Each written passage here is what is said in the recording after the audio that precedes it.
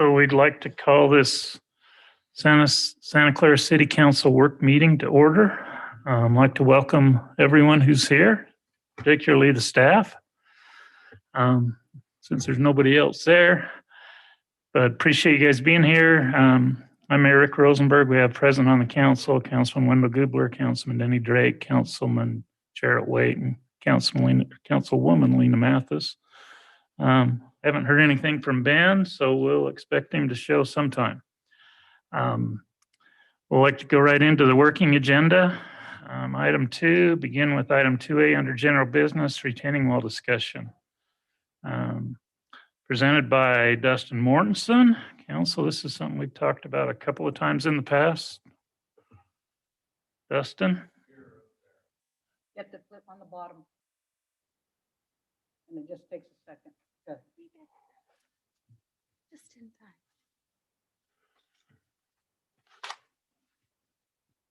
Is it on? Yep. I've been asked to require developers to install retaining walls in any new development at the time of construction whenever a difference in grade exists between two lots. The walls need to be completed upon final approval, designed by a licensed engineer and inspected by a geotechnical firm providing a letter of approval. In order to do this, it needs to be added to our construction standards and slightly modified in our ordinance. The benefits is that the wall will be constructed at the same time the land is being developed and the lot will be ready to be built on. When walls are constructed after, there's always a huge mess made when equipment is brought in and most times damage to curb and gutter and sidewalk. Oftentimes there's arguments amongst property owners about property lines. There will also be the benefit of no inspections by the city and relieving the city from any liability. And the residents complain about the mess that is created when walls are built after the development is in place. On page 2 is what I'm proposing to add to construction standards. When a difference in grade exists between two adjoining properties, a retaining wall shall be constructed, subject to the specifications in Ordinance 1728, walls, fences, and hedges, and the Ordinance 1780, hillside protection overlay zone. It's just a short briefing there. Retaining walls shall be located entirely within the city limits of the uphill property. Retaining walls separating properties shall be constructed and accepted prior to final recording the plat or upon posting a bond for the retaining wall of the city. The city shall require a developer to install retaining walls at any grade change between lot lines. Retaining walls shall be designed by a licensed engineer in the state of Utah and inspected by a geotechnical firm. A letter of approval must be submitted to the city upon final approval. And if you look at the ordinance that we included, the 1780-40, it will get more into detail of what we're going to require, which says the purpose and the intent of establishing development standards for retaining walls is to ensure that the retaining walls are structurally sound and are not visually intrusive. The location of the retaining walls, privacy walls, and fences, along with their proposed heights, materials, and colors, shall be shown on the grading plan and concept plan. All retaining walls, privacy walls, and fences shall be located within the maximum limits of disturbances for each lot or parcel. So at that time, during construction, when the construction drawing come in for us to redline, that's when we can look at what height the wall would need done, what material they're going to be using, if we want decorative and all those options. And the last thing would be in the other ordinance, 1728-32. All we need to make it say is to change it from saying may be constructed to shall be constructed. Dustin, we'd talked about requiring this when the grade separation on the lots was, I want to say 3 feet or greater. Is that still, or do you want it on any grade separation like it's written? We see a lot of them go in under 3 feet. I mean, you can do a 12-inch retaining wall with diamond block if need be, but that's definitely something that we can toss around. I like the option of being able to say, okay, we don't need them. We do need them. because you may have developers wanting to bend one way or the other. The question I have is on the engineering. Right now, we require engineering on four greater than 4 feet, don't we? Yes, So does that, I think it references engineering. Does that state, as going through that? Obviously, is there going to be something that states that in the ordinance, it does. it does already Right. state that? All the Okay. way into 9 feet, it gets into terracing them, Okay. gets into much greater detail on the 1780-40 ordinance of that. Dustin, one question on, we're getting some bigger lots, larger lengths. Is that maximum length going to be a problem? 200 feet maximum length on some of these lots that are 2 acres and 3 acres, as far as the length of the retention wall? It could be, and we could change that also. I mean, I would think whatever's necessary is what we need to have, and where we're creating some bigger lots, there may be a time when that 200 feet length should be extended. So We could just take out the 200 feet. yeah, I would think that we need to be whatever's adequate, whatever the need Okay. is. I do know this over in Washington, in some of those subdivisions that right up, they didn't require this, and it was a absolute mess as each homeowner came in trying to construct them, and obviously trying to hit certain price points. So I do like in the idea of retaining with the developer, and that it's going to be consistent, and it is going to be expensive, but that expense is going to be on the either way. I think the consumer ends up paying it, whether they pay it when they buy the lot or when they build their retaining wall. Correct. And we've had them also in Santa Clara, in some of the Yeah. subdivisions where the property owners have been at dispute because one's draining onto the other, and then there was no walls adequately to retain it. Therefore, there was an argument over who it falls on. And I think this helps to eliminate a lot of those issues. And all those calls go to the city from, Jack used to go out on them to the inspectors. And then the mess that is created is a problem. Yeah. So we're going to require walls on any grade separation. So you're basically going to have a side yard retaining wall on every lot that's built. I think that's where we need to be able during the overlook of construction drawings when they first come in, determining that there. I'm just wondering if you want to, like, minimum street gauge is 0.5%. So that's going to result in at least a 0.5 foot separation on every lot that you have out there. So that would require, the way it's written right now, a 6-inch retaining wall on every lot be built at the time of development. Mayor, But the landscaping or the other stuff isn't done yet. Right. Mayor, the way the ordinance reads right now, it actually excludes rock walls that are less than 4 feet in height from the definition of retaining wall. So the way it's currently written, if we say a retaining wall shall be constructed instead of may be constructed, that will only apply to rock retaining walls over 4 feet. So, But we're talking about any retaining wall, right? right, Not just rock. right. That's what I'm saying. So if we want it to apply to any retaining wall of any height, we're gonna have to modify that. I think that's what your suggestion is, any retaining wall. Yeah. Not just rock. No, any retaining wall, concrete, diamond block, thrust block. There's several materials that you can use. That's why it needs to be a material that's approved by us during the construction drawings phase. I just wonder if we want to have any wall 2 feet or greater. I would. I thought agree. about tossing around 2 feet or greater. Wonder if that would be. Yeah, I would agree, because you could, on some of these, you could create a slope that would handle You, know, when you design the lots and you come in for the development, we're talking about at the time the subdivision is developed. So you don't really know where the house plans are. Yeah, you can do a lot of site grading once you know that house plan and eliminate that grade change at the property line. So you don't need a wall. But when you do the subdivision, you have to establish a pad elevation on every lot.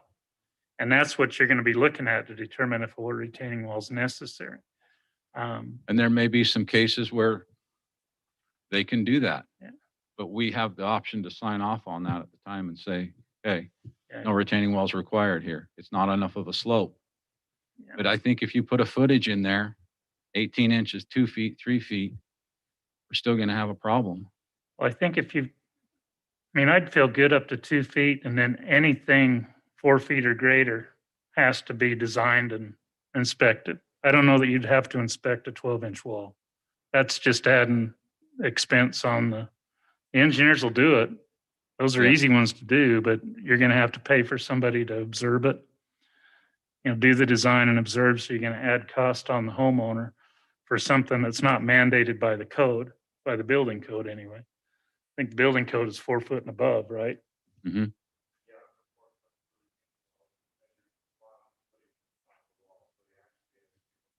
And a lot of those diamond block type walls that you would probably see used in a lot of the smaller wall applications don't require engineering until 3 or 4 feet as well. Mhm. So they can just be installed by the homeowner. I agree that we want to get all the walls built so you're not leaving the question going forward. I agree that the wall needs to be completely located on the upstream lot or on the uphill lot. All of those things I'm good with. I think we ought to have a minimum wall height to where it doesn't have to be shown and leave a little bit of flexibility for the developer and the builder to do some site grading they still have to grade it so there's no separation at the lot line, so that they're together at the lot line. But if I can do that on my property and in the construction of my home, it saves me that wall cost. And then I can maybe build it into my privacy wall or something that way. Yeah. That would Okay. happen. And that would be my other concern is if we force a developer under 2 feet and they build it to a 2-foot retaining wall, you can get that built into a 6-foot privacy wall with a little bit of 2-foot retaining underneath at the same time and develop it. So I would rather see that under 2 feet pushed where they could have that option in building privacy walls. And I think there's always going to be, we're not going to mitigate all wall disputes amongst neighbors. That those have been going on for a long time, but No, and I think we can show it on the construction plans. You can show that grade needs to come together at the property line. And they I need to, agree. and then you can double check that. And then if they decide that they want to build one in the future, then they can come in and do it under the wall permit. Still wouldn't require engineering if it was only a foot or 2 foot high. But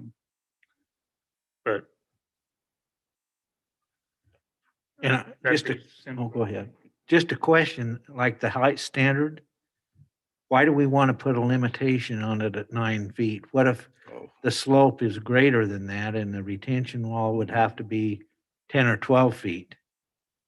Code allows an exception. I mean, it just seems that we're putting limitation on ourselves and letting the limitation carry over to the engineering. The code, our code actually says if it's over 9 feet, it can be submitted to planning commission and they can review for an approval. But that's from which level? For example, I have a home on the Heights that when I built the home next door was actually 6 feet higher. Their lot was 6 feet higher than mine. So we put a retention wall, and to keep their privacy wall, we put another 6 feet. So the wall on my side was 12 feet high. I And don't know if Could it have would have been an exception. needed to retain 10 feet instead of 6 feet, why wouldn't we want to retain it? So currently, the ordinance says that if you have that situation, we measure the 9 feet from the lower side. Also, if you're going to raise that lower side above 9 feet, then you get permission from the property owner to do so. That's what our current ordinance says. So is there any slopes? I'm just thinking in particular for the Hills Phase 3, were there any slopes that were requiring more than 9 feet? Well, our hillside ordinance restricts the development of walls to 6 feet. They want them tiered. Under 1780, our hillside, when they do retaining walls, if they would have done those retaining walls to the height they wanted, it could have been 20-foot walls. But our hillside ordinance wants them broken up so we don't have these massive walls. Okay. And those were approved by planning commission and council as part of the development plan. I just, as you go over, for example, Green Springs off the golf course, there are some walls there that are extensive and much higher than 9 feet. But What they typically do, and a lot of them, is if you get up over 8 feet, they'll make you step it back so that it's considered multiple walls and not one wall. So you have at least a horizontal separation equal to the height of the wall. is that just between for them. aesthetics or is that? It's aesthetics and for stability both. You put the separation in between and it doesn't give you that block the sun type if you're on the low side. Because it's stepping back. I think the other note on that is by setting a maximum, the last thing you'd want as a homeowner is if I'm on the lower lot and your neighbor comes in and decides I'm retaining 20 feet. If there isn't a limit, we allow that. This way they've got to come in, get it approved. You know, certainly you can go 20 feet, but it needs to terrace at that. But it does allow for that if they come in and get it approved. But I think it's important to have a maximum that goes through the process of that. Forces them to get it approved. Yeah. And communicate with their neighbors, Exactly. which I- isn't So- always good. Let me ask, to go back to that same thing. So we're going to have the 9-foot height, but if it is retaining more than that, do we have it in our ordinance to step it back and go higher? To tier it? Yeah. Yes. It's minimum separation of 6 feet is required between the subwalls and measured face. And it has the It's in the max, same paragraph. yeah, the max for the retaining wall is 6 feet.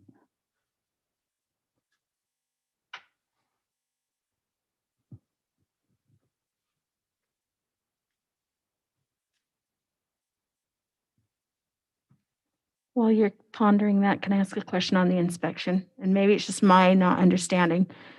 I understand we're changing the verbiage for the design standards, but the 1728 ordinance does not require any inspections. So are we also going to add that as part of that ordinance?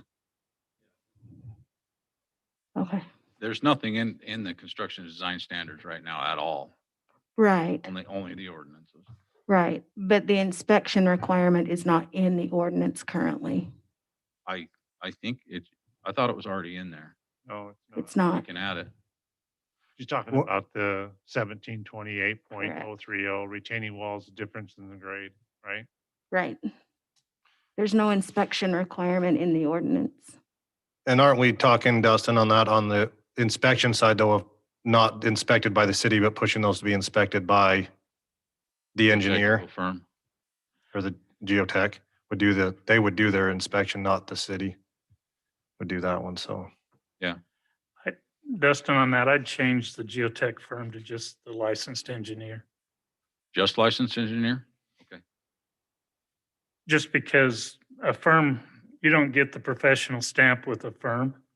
You may or may not have a professional stamp and still be able to call yourself a geotechnical firm. You want the licensed engineer to be doing the stamp, preferably the same one that designed it. Okay. Would be your best. The biggest thing is getting that compliance letter. That final inspection is a compliance letter that states that the construction met the the design, that it was constructed as it was designed and everything that was in the design was built in accordance with that design. Okay, You're really looking for that compliance letter. Stepping back to Lena's question, if it's in the ordinance here, if it's a fence, we require a permit for it. So the building code would require the permit holder to get inspections. Same thing with the retaining wall. They would be required to get a building permit, and we go out and inspect it. The engineering is followed up with regards to that placement and the retaining wall. So my question then is under the ordinance, if a homeowner is coming in because they're putting in or they're modifying an existing wall or whatever, are we going to require an inspection? And if so, is it the same inspection that's going to be done by the third party? No, that would be done by the building department when they pick either their permit up for their fence permit to raise it to another height or a retaining wall.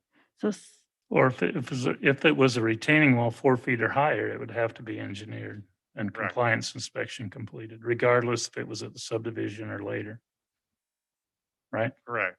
So if it's in a subdivision, of course, we're going to go with the third party. But even if I come to you tomorrow and want to build a 4-foot wall around my house that is retaining, you're going to require that to be engineered Yes, per the building code. for the building code. And then that'll have to have a compliance letter as well. That's what we're pushing is That's what you wanna compliance have. letter and inspection by the licensed engineer. You want to have the engineer who designs that wall, you want to have him certify the compliance. I don't think you want to have, because you or Fred aren't engineers. Correct. We just follow the engineering. Have the engineer do the compliance, even on one you're doing under the building code, so that you don't have to go out there and make those calls. Is the geogrid in place? Is it still adequate?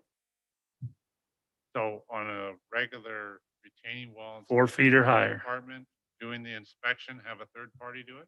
4 feet or higher. Okay. Just takes less pressure off us. It'll be a change. We'll have to like send out a memo, let people know that there's going to be a change. It'll be But that's complying with the building code, Oh, yeah. and it'd be complying with the ordinance that we put in place. Okay. So now you're pushing that inspection.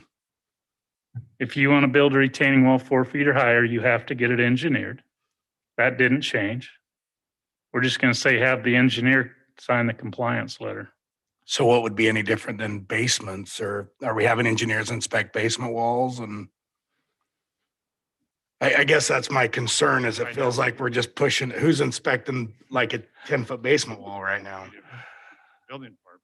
So But do you want your building inspector out there doing a 2-tiered, 9-foot high geogrid reinforced wall?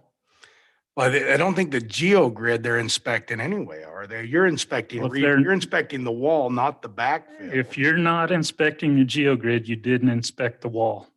You're just inspecting the rebar and what's, Yeah, but if it's a reinforced earth wall, if it's a rock wall, if it's a masonry step back like a diamond wall, if you don't inspect the geogrid, you didn't inspect the wall. I agree, but they're not doing rock walls or diamond block. They're just doing They rebar. could. There's, They could there's be. not a code. The geo guys are already doing that. Well, but if, like out at the hills, our guys were inspecting walls out there, tall walls. We were, because at the time the subdivision was issued, the walls weren't included. Basically, they came after and asked for the retaining walls. They came under a wall permit Oh, after wall the fact on the development. So you guys are out there inspecting walls with geogrid. Well, the geogrid, we require the soils people to submit a report. We go out there and do the footing and retaining wall, make sure it meets the engineering. But GTS did all the geogrid. We required that report. So you required the owner to pay the engineer to get the inspections done on his wall. For the geogrid out there. Again, the geogrid is a wall. When you put the geogrid in, the whatever you have out on the front is decorative. But it's tight, geogrid's tied into a rock wall. These are Steel concrete. grid is tied into any reinforced earth. You can do it on stacked masonry, anything that's using the embankment to hold up the face. When you put the geogrids in, whatever you put on the face becomes a decoration. Yeah, I think right now it's, again, and I'm talking all three cities. If it's a concrete wall with rebar footings, everything else, the cities are inspecting that based on with an engineered document. Like St. George is requiring regardless of the building permit, if you have walls on your home with a building permit, they're requiring a separate wall for anything with engineering. So we get an engineering for that wall. The city is still doing all the rebar footing, not the rock. It's the geotechs that are doing all your rock walls, so you're getting both on a concrete wall, and then on a rock wall or a stacked diamond block, you're getting the geotechs are doing all of that, and then you're providing that documentation back. to Maybe the we city. just need to clarify it so it's written that way. But I can see the building inspector going out and measuring the footing width and the steel placement and verifying all that per the detail that's presented. But I don't know that you guys are qualified to do reinforced slopes. We don't do that. We require a soil compliance. Yeah, so you may want to for just all specify block that. walls. Yeah. Now, if we're talking, I haven't seen a whole lot of retaining walls with geogrid, it's concrete retaining walls with geogrid. There has been some out of the hills at Santa Clara for some very tall walls. But of course, we require the special inspector to come out and do that geogrid inspection and submit those reports so that they're in the file. Because the hills is what brought this all in. That's the reason we're talking about this, is what's been going on out there and what you're going to see on any development on the South Hills going forward, probably. Again, I like that there, because that would have been an absolute disaster if we're relying on homeowners down the road. So I do like that. And I think we're set up that way, but you're right, Mayor. It's probably just spelling out that the building official will verify the engineering part of rebar placement, footing widths, depths, wall sizes, and bar. But the geotechs or the third party will be required for all compaction. And I think that's the way it's going. I just don't know if that's the way it's Yeah, we just need to make sure it's spelled written that out. way. So you guys mentioned spelled out. Do you want us to write something in the ordinance saying that the building official will do the rebar and the, Well, this section in 17-28-032, that's any wall. That's not just a development, right? Right. That's any wall. So it needs to be spelled out there. Because that's where if I'm a homeowner and I want to make a modification to my wall, that's where I'm gonna go. So it needs to be identified there. we'll write something up in that section that says that they'll be inspected and that we'll spell out the way we're doing it, that a compliance report for rock retaining walls is due at time of CO. That the third-party geotech has gone out and looked at those. We just always, And I'd even require it before CO, within 10 days of completion of the wall. 10 days, okay? Because if you wait till CO and they didn't do it, then you're gonna have all the rest of the house built and landscaped and no inspection. True.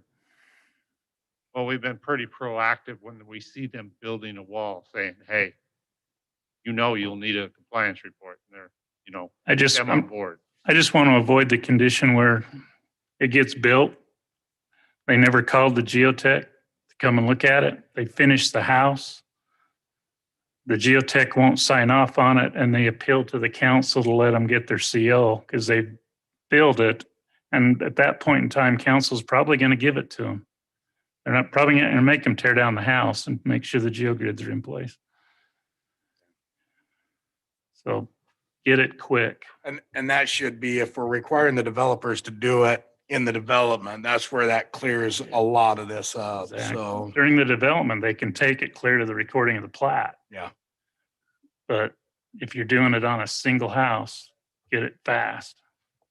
Yep. Because they're going to keep going with the rest of their stuff.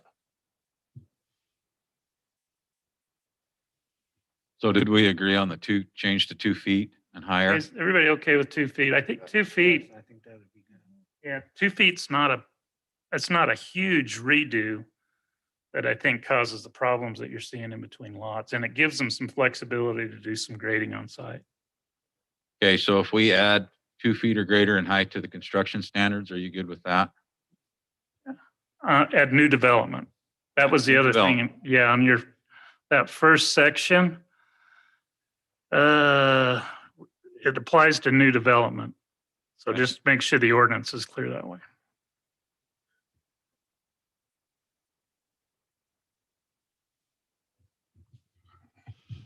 Any chance we could add something that if there's a dispute between neighbors, we set up a cage match and the prevailing neighbor gets his way type thing, or? That's kind of what we've got now. No. What we're trying to eliminate. Oh, but the cage? It's just not advertised. You just want Okay. to sell tickets. This is it. I'm glad you're proactive on this. It is problematic, not just here, but countywide. So this is good.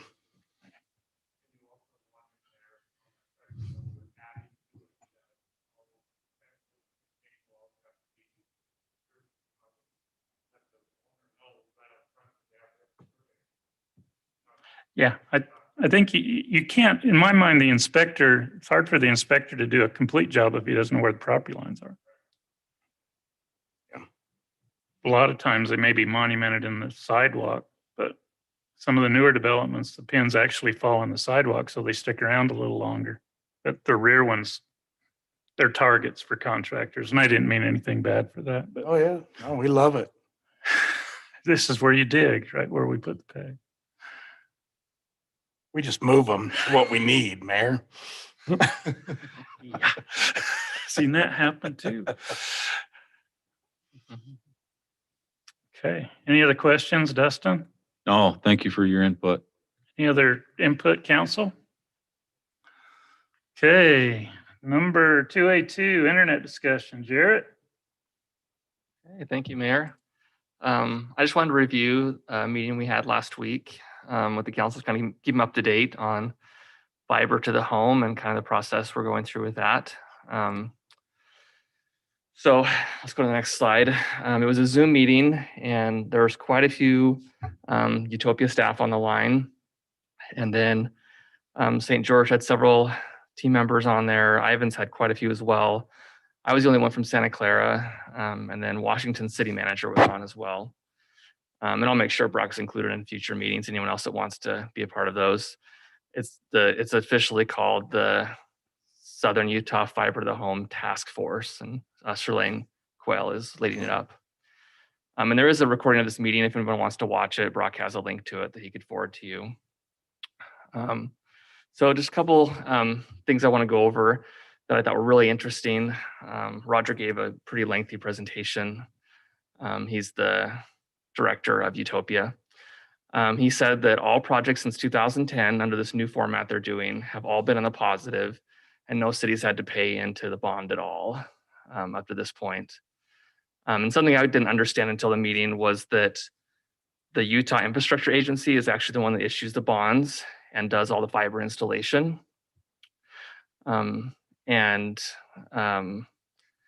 The way the city has to back that is you have to have some sort of revenue you can pledge for that bonding. That's the only way we're involved. So I know that Danny, you'd asked how it would affect our bond rating if we did this. And basically we don't take out a bond or anything. It would just be whatever revenue we pledge would affect future borrowing, if I understand that correctly. Is Utah Infrastructure Agent, is that a state agency? It is. It's a, what's it called, like a governmental agency or interlocal agency. I can't remember exactly what it is. We could look it up real quick, but yeah. And so they're the ones that do all the installation and have all the employees and all the equipment and go out for bids and do the RFPs and everything like that.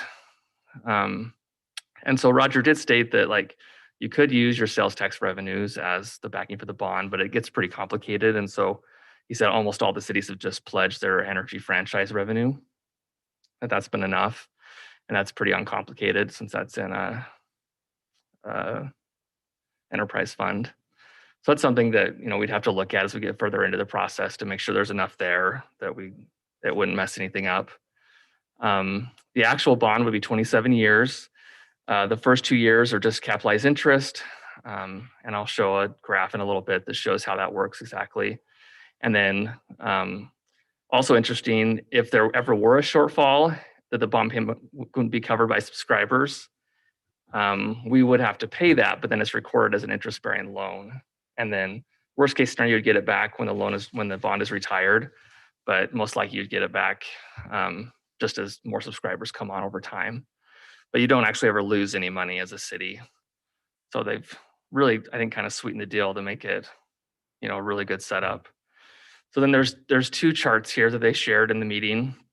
The first one kind of just shows how the bond process works and how you build up a reserve in the first 2 years, and that covers a shortfall that could occur.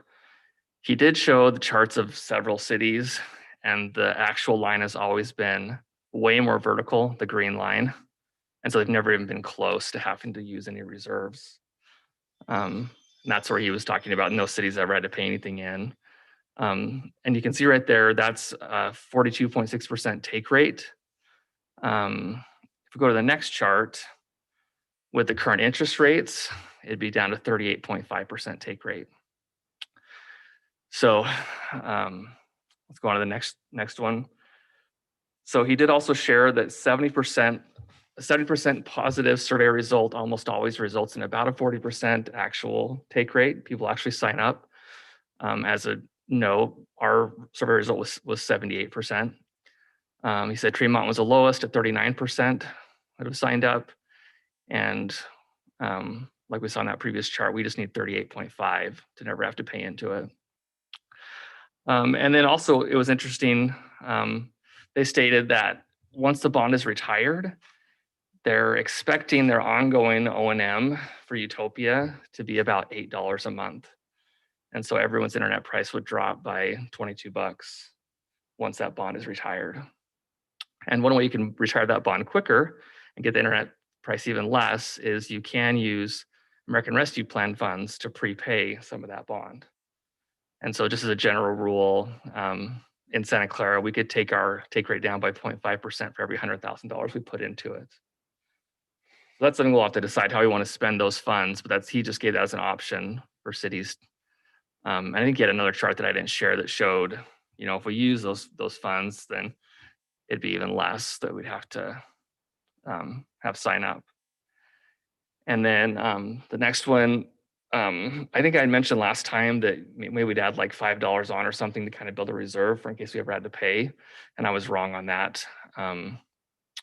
We're actually not involved at all in any of the billing or the reserve or the bonds or anything. We just have to basically sign a partnership with UIA, and then they get going and they handle all the billing and all the customer issues and installs and everything like that. And then he also did share that we will probably get some pushback from our current internet service providers in the city. And that kind of makes sense. They've basically had a monopoly in their particular area in our city up to this point. You have phone lines in the ground that CenturyLink uses. You have cable lines in the ground that TDS uses. And then there's airwaves that InfoWest and used to be AWI used to get into our city for internet service. And so I know Ivans and I think St. George are also right now working on, or maybe St. George just finished their franchise agreements with, I think, TDS. And so I think Shirlane's going to work pretty hard to work with those internet service providers to help them understand kind of how this all works. And I have close friends both with TDS and for TDS and InfoWest, and so I'll make sure I sit down with them and really help them explain how it works. And then also, I had the question: should we be putting conduit in the ground right now? I think we discussed that last time, and Jack shared that conduit's pretty expensive right now. Maybe we want to hold off until COVID cools down a little bit. And Roger's answer to that was, let us know if something big is going in and we'll just go do it. Like, we're pretty confident that cities are going to join this, and we'll put it in now, so we can just save the expense and have to dig underground, underneath roads, things like that. So I thought about Solus. We thought about maybe Heritage Point. There might be a few others that are coming online that we might want to just give Utopia a call and let them know. And then Monty Thurber was on the line with St. George, and he brought up the point that there will be ways that this will actually save money for city departments. So I don't know how it is in our police force, but like right now they're paying $40 a month per police car to have internet service in that police car. And with fiber, you could just create a mesh network, everyone connects to it, and you just take out that expense. And so there's probably other ways we could also use it like that in our city, but I just thought that was interesting. And then probably the one sticking point that I think is probably more of a concern for St. George than it is for us is how the governance of Utopia works. And really that comes down to, what those O&M fees end up being, who sets the rate for that $30 if that's ever going to change for whatever reason. Right now, Utopia is controlled by the original cities that set it up. They have a board.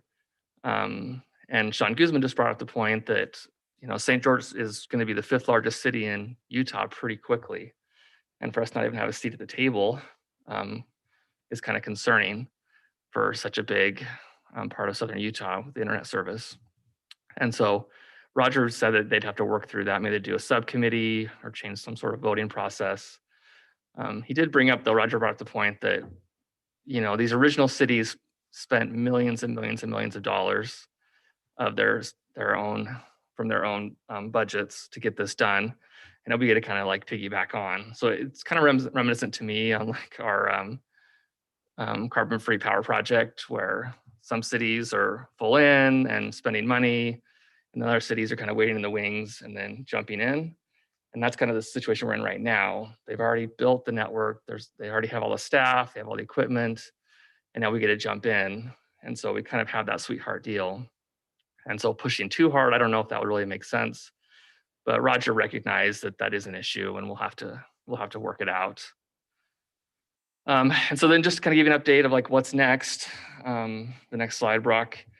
We'd all thought we'd have to do an RFP, but that's actually not required. We would just sign an agreement with UIA to install fiber in our city, and then they even said that they can get the bond done and boots on the ground in 6 weeks from the night that a city council passes the agreement.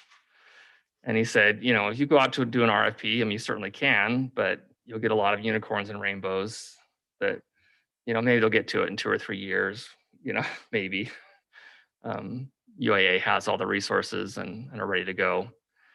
And then the task force will meet again to see if we should do another survey, because our survey was, a year and a half, 2 years old. Roger shared that there would be some value in that because you might recognize some areas that just don't want fiber, like maybe enough neighbors just don't want it, so maybe you'd exclude that from your project. But I think the sense was pretty strong that the support's going to be there either way, so maybe we won't even survey again. And then there is certainly an urgency right now. It's almost fortuitous that everyone's kind of considering it right now because interest rates are low, but are expected to raise. And you saw that and how our take rate changed based on interest rates for such a bond like this. And then there's going to be materials and labor shortages because Roger said there's quite a bit of pent-up demand and projects for fiber. And then there's the federal broadband bill that's going to take a lot of resources. And so not that it's like we have to do it right now, but definitely in the near future, it'll really help to keep the costs under control. And so Utopia right now, those numbers and those charts were just preliminary based off of numbers they had taken when they first started looking at this a couple years ago. So they were going to update all of that and then send us a draft agreement to look over and then go from there. So I was, honestly really excited with what I heard in the meeting. I went with about 10 questions, and most of them got answered asking by other cities. Ivan's asked a lot of questions. And I did have one question that I did bring up. Woodland Hills they're part of Utopia, but they have their own setup. You don't pay the $30 a month. You just pay to have the infrastructure put in front of your house. It's like $1,300 or $1,400. And, I think that's like a 4 or 5 year payoff compared to paying $30 a month. And so, but then you're responsible for maintaining it as well. And so I asked, why do Woodland Hills go that way? And he said he doesn't recommend it, but unless you're in a very unique situation like Woodland Hills was, and they had been saving for years and years and years to pay CenturyLink to put fiber in their city. And when they got close enough to wanting to do it, they ran the numbers, and UIA could do it for much, much less. And so they already had the money to do it. They didn't have to bond. And so they did it that way. But he said that's, a pretty unique scenario and doesn't apply to hardly any cities that just have a big pot of cash ready to go for something like this. And so that's basically the report of the meeting. Are there any questions? Jared, I didn't quite, when I go back through this, what are we looking at as far as a bond? How much are they wanting us to bond for them? That's a number. I think we have to. That would be in that draft agreement. Since these were all preliminary, I don't know how much. I mean, you could probably figure it out by looking at the graphs, but I don't know that answer. To be I honest. just saw 35,000, but is that per individual homeowner? I mean, what are we talking about when? Because revenue bond, we're talking about a significant effect on the bonding ability that the Santa Clara City would have to do anything else other than what this would happen. And it is a guarantee, or they wouldn't be coming to us for that particular bond. So I think it's very significant to know how much they're thinking is Yeah, needed. no, I would agree for sure. Yeah, and I called Jack and then talked to Brock as well. Like, do we have enough energy franchise revenue to cover? And they both asked, well, how much is it? And I didn't know the answer. So that's something we'd have to get from Utopia. And I'm sure that would come in that draft agreement. But in the next meeting, I'll make sure that I ask that we get those numbers ahead of And then the time. question for Matt is, if Utopia is the only company, or do we get to bid it out to different companies? I mean, are we becoming what do they call it? Trying to think of the name, but where we're doing it for one company? Is that going to create a problem if other companies want the same thing done? Well, I don't know if I know the answer to that, other than to say this is a pattern that's been followed in other cities. So. Well, wouldn't are we be giving them just reinventing a the wheel. franchise? Is that what we're giving them? And it's, Well, the it's- franchise is strictly, Seems like we'd be giving them a franchise and then using the taxpayer to, city finances to finance it. Or at least to provide backing through the bond. and the reason they're asking us to bond, is that because they can't? No, we're not bonding at all. We're I just mean, backing that. But we're guaranteeing the bond. Is that because they can't get it on their own? I honestly don't know the answer to that question either. I mean, Roger said there's plenty of money to go around. That's why they would just come and do it now. They just secured a whole bunch more funding. But I'm not sure exactly why. I'm curious, Jarrett, what's the cost to the end user that wants to utilize it once it's in? Yeah, so it's billed in two separate parts. It's $30 a month to cover the bond, and then it's whatever internet service provider you want to use and whatever they charge. So we pulled it up in the last meeting. It ranges from $35 more dollars up to like $75 more dollars, depending on how fast the internet you want to get. So the net would be 65 to 100. The major advantages are you're not sharing the internet with your neighbors like all the other providers are right now. And so you get what you pay for basically all the time. And he also brought up that I didn't put in the slides, but the net promoter score that was done in the survey, we were a -45 for if you'd recommend your internet service provider to your neighbor. And he pulled up the Google reviews of ISPs in Southern Utah. They're all terrible. There's a lot of disdain for the current setup. And so this just kind of shakes it up. All those internet service providers could still use this line and compete with everyone else. We're not saying that just you and you, it's open to anyone. We're just basically building the road for the internet into our town and then letting anyone use it to get internet to the customers. So it sounds like that's at least part of the answer to your question, Denny, is any internet service provider can come in and sell their service across it. Well, and we do have fiber optic in the road. I mean, we've got conduit. Anybody could run fiber right now if they came in and wanted to. I'm just wondering why we as a city would want to be a guarantor on a bond for a company coming in. Yeah, I think that'd be a great question to ask of Roger. I'm sure we'll get a presentation either over Zoom or in person once this gets a little further down the road. And Brock and I kind of talked about this, like why hasn't anyone done this? Even my in-laws were trying to get I guess the track has had a really hard time getting internet service. There's nothing in the ground near it, and the wireless is kind of spotty. And so they ended up doing internet from a house nearby is beamed up to the track. It's kind of complicated, kind of tricky. And this would really simplify it for a lot of people to really get really reliable, good service. And we know, especially because of the pandemic, how many people are working at home and remote learning and so many things, this would just help. Roger did share a slide of property values go up about 3.1% when there's fiber attached to the property, and quite a few other benefits. We could talk about that another night, but there have been developments that do have some fiber in Southern Utah, but it hasn't expanded beyond that. And so I'm a layman, okay? I pay TDS for my service at my house. Would I still be paying TDS and Utopia?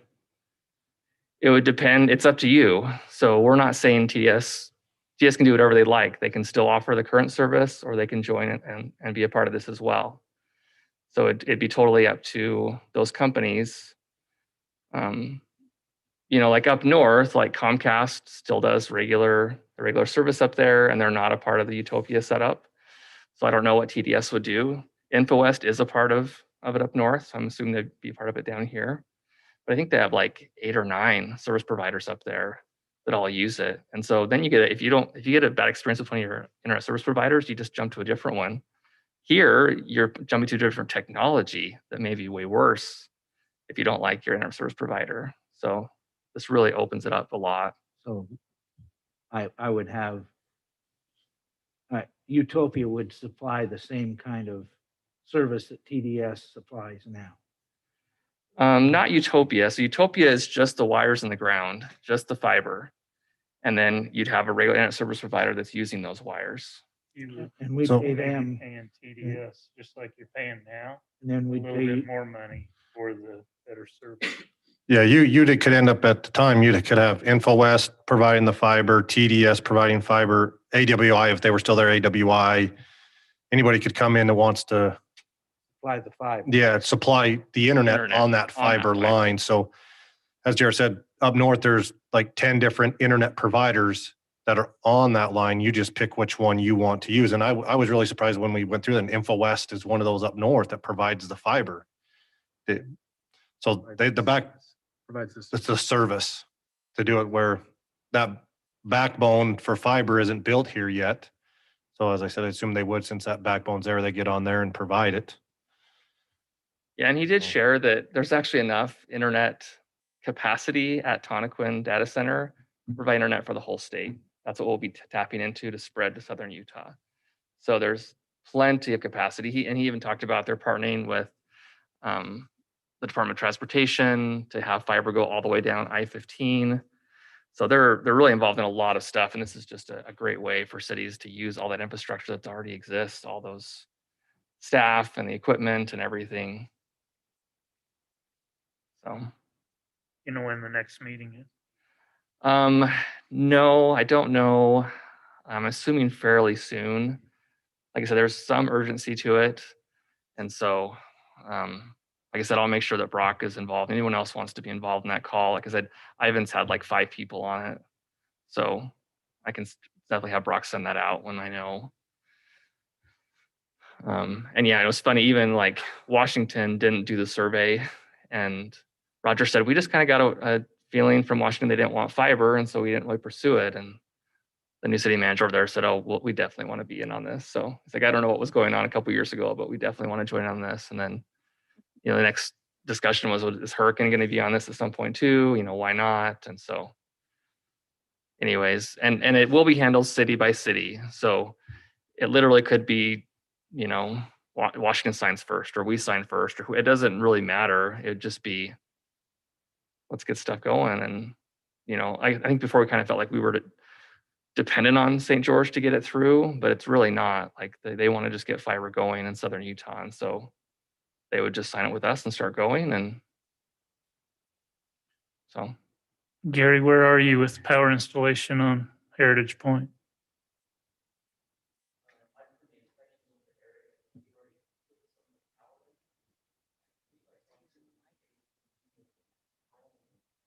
you want to use the microphone? I believe all the power's in, and I think I saw them the other day putting cable and TV conduit in, so they might be done in Heritage Point. But was that provided by the cable TV providers, the conduit? Yeah, usually SCS works with TDS for the cable, and then Fugels does the phone. So those would be already owned by one of the franchisees. They wouldn't be available for the Utopia stuff. Yeah, Right. it'd have to be a separate. Okay. I was just curious because I knew you'd started on it. But on Solace, that's probably the next one to do. The Utopia would bring down the extra conduit, so it'd be one more conduit to go in Mhm. for the fiber. We just need to keep that in mind as we get subdivisions close. Yeah. Any other questions? Like I said, the video is available if you want to watch it in detail. He had a lot of more charts and show what other cities would be doing. And they'd actually do St. George in 2 bonds over time, but we would just be one. So would Ivan's. Is that because of Dixie Power? He said it was a risk thing, like that. I think the reserve would be quite a bit larger if they didn't do it in 2. Curious how St. George Power is going to be guaranteeing Dixie Power's trenches. Yeah, I don't know. Jared, said- Oh, go ahead. just a note, we did put some conduit in years ago. I think I mentioned it to you before, like up in my subdivision just west of Harmon's. Some of that conduit's in for fiber, but I can't remember how far we went with it. In my neighborhood, maybe down on maybe on the southern end of Jacob Drive, there might be some 2-inch conduit. It just have to be cleaned out. I'm sure it's full of rocks and stuff, but some of it is up in the heights. But I'm not sure to what extent. You may want to see what you can find out about that because that'll influence the cost. If we've got existing fiber lines in the ground, we need to be able to tell them that up front. Okay, I can do that. And then have Christelle start a new layer on her GIS for fiber. Okay. Yeah, that'd be really helpful for sure.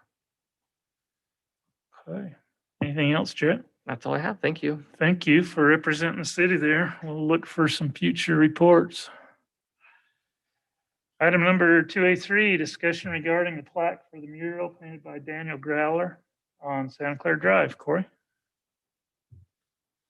So yes, this is brought to you at council's request to get a plaque down on the mural on Santa Clara Drive. You have a picture on your monitor. Brock, can you pull that picture up so I can show them the placement of the plaque?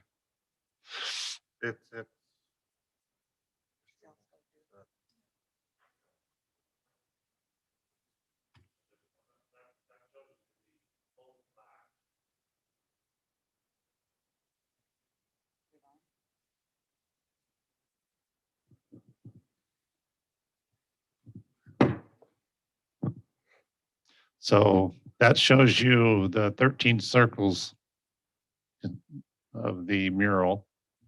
And I think there's one more picture. This would be the west end where Daniel Roller signed his name right here.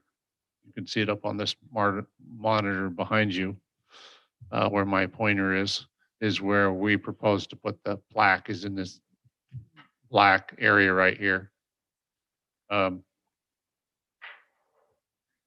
When Daniel finished this, we asked him for a description of what was on what the circles depicted. And you have this in your packet going through. There's 13 circles, and each one of these numbers sort of tells you what the circle is about. There's a minor typo on line 3. It should say and instead of an. And this is in Daniel's description what these circles detail.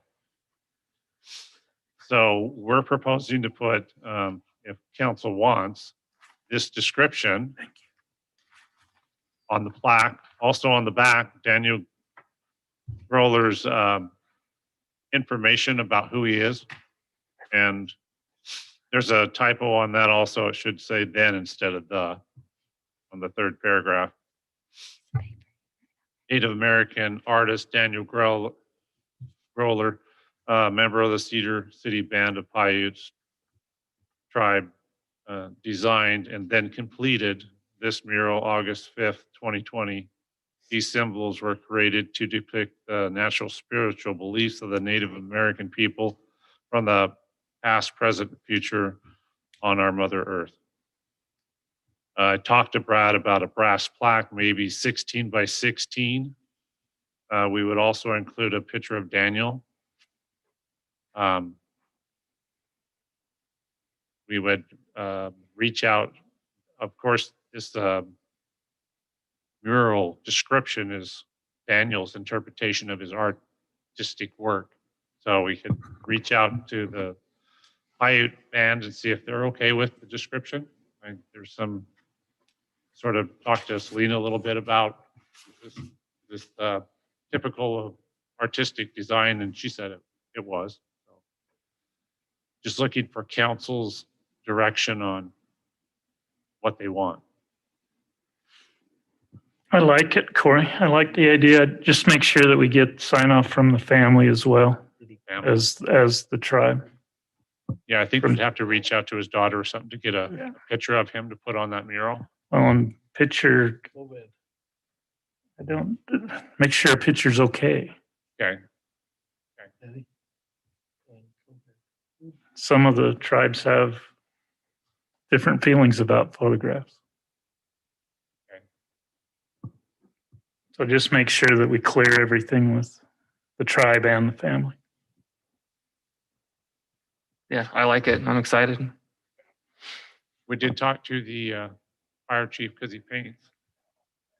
And I went out and looked at it. It looked like it needed another clear coat if we're going to keep this for a period of time. He said it probably costs about $200 to put a better clear coat on there. And then the plaque would be about $2,500 according to Brad. Okay. Council, you okay with that? Yeah. Would that come out of what budget item? General fund? Rob? Yeah. Okay. Yeah, and the bid we have for the seal coat's about $450. So you'll bring that back for action? Spend the money? We wouldn't bring back at $450. We wouldn't bring it back for a council at that amount. The 20, But the 2,500. 27, I mean, if you don't need to, I'm okay with it. No, normally I don't leave at 2,500. We need to bring that back for a council action. No problem. So. Council, you guys okay? Mhm. There's one typo in your paragraph. Just if you're going to use that paragraph, make sure you correct the typo. You mean the Uh-huh. one I mentioned? Uh-huh. Okay. It's after the Paiute tribe designed, and you should either say and then completed or and completed. And yeah. So just That's the correct one I it. mentioned. Spell check won't catch it. Thanks. I was wondering on number 3 too, on the paintings of the mural. The Mother Earth with the 2 sisters and the small white whales and the white circles of angels. That's supposed to be an and or on or Where was that at? the number 3, Number 3. the second It's line. supposed to be an and. Okay. Yeah, I mentioned that one too. We Oh, good. we proofreaded them, so we're aware of them. Thanks. Okay, any other comments, council? Thank you, Corey. 2A4, review and discuss proposed tentative budget. Brock, Debbie?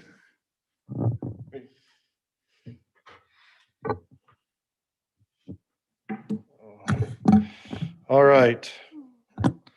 Tentative budget for fiscal year 2022 and should be in your packet. So right now, currently for what we're proposing for the 2022 fiscal year budget will be a budget of $905 million. Small increase from the current year's budget. Current year's budget that was approved fiscal year 21 was just over $6 million. Revenues currently are projected to be significantly higher than what we had projected, as we were very conservative, not knowing what was going to happen with the fiscal year with COVID and what the pandemic would bring, but it's definitely been much better than we anticipated. At the end of fiscal year 20, we had a total fund balance of just over $3 million. Unrestricted fund balance was 1.9 million. With where we are projecting to finish this year, we're looking to put a significant amount of money back into our fund balance. I have ran a projection of where we would be with also putting roughly $300,000 into our capital projects fund. It would leave us a pretty good, healthy fund balance. But to balance this current year, the projected budget of 7.7 million, we would need to use roughly $381,000 of our fund balance to do so.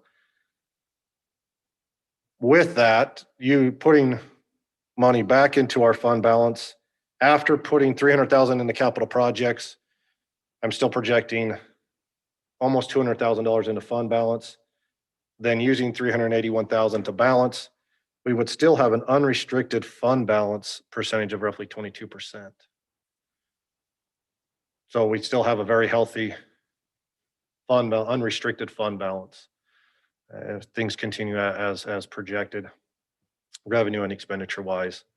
And then that is that our next fiscal year runs as planned. So 22% leaves us in a pretty good position.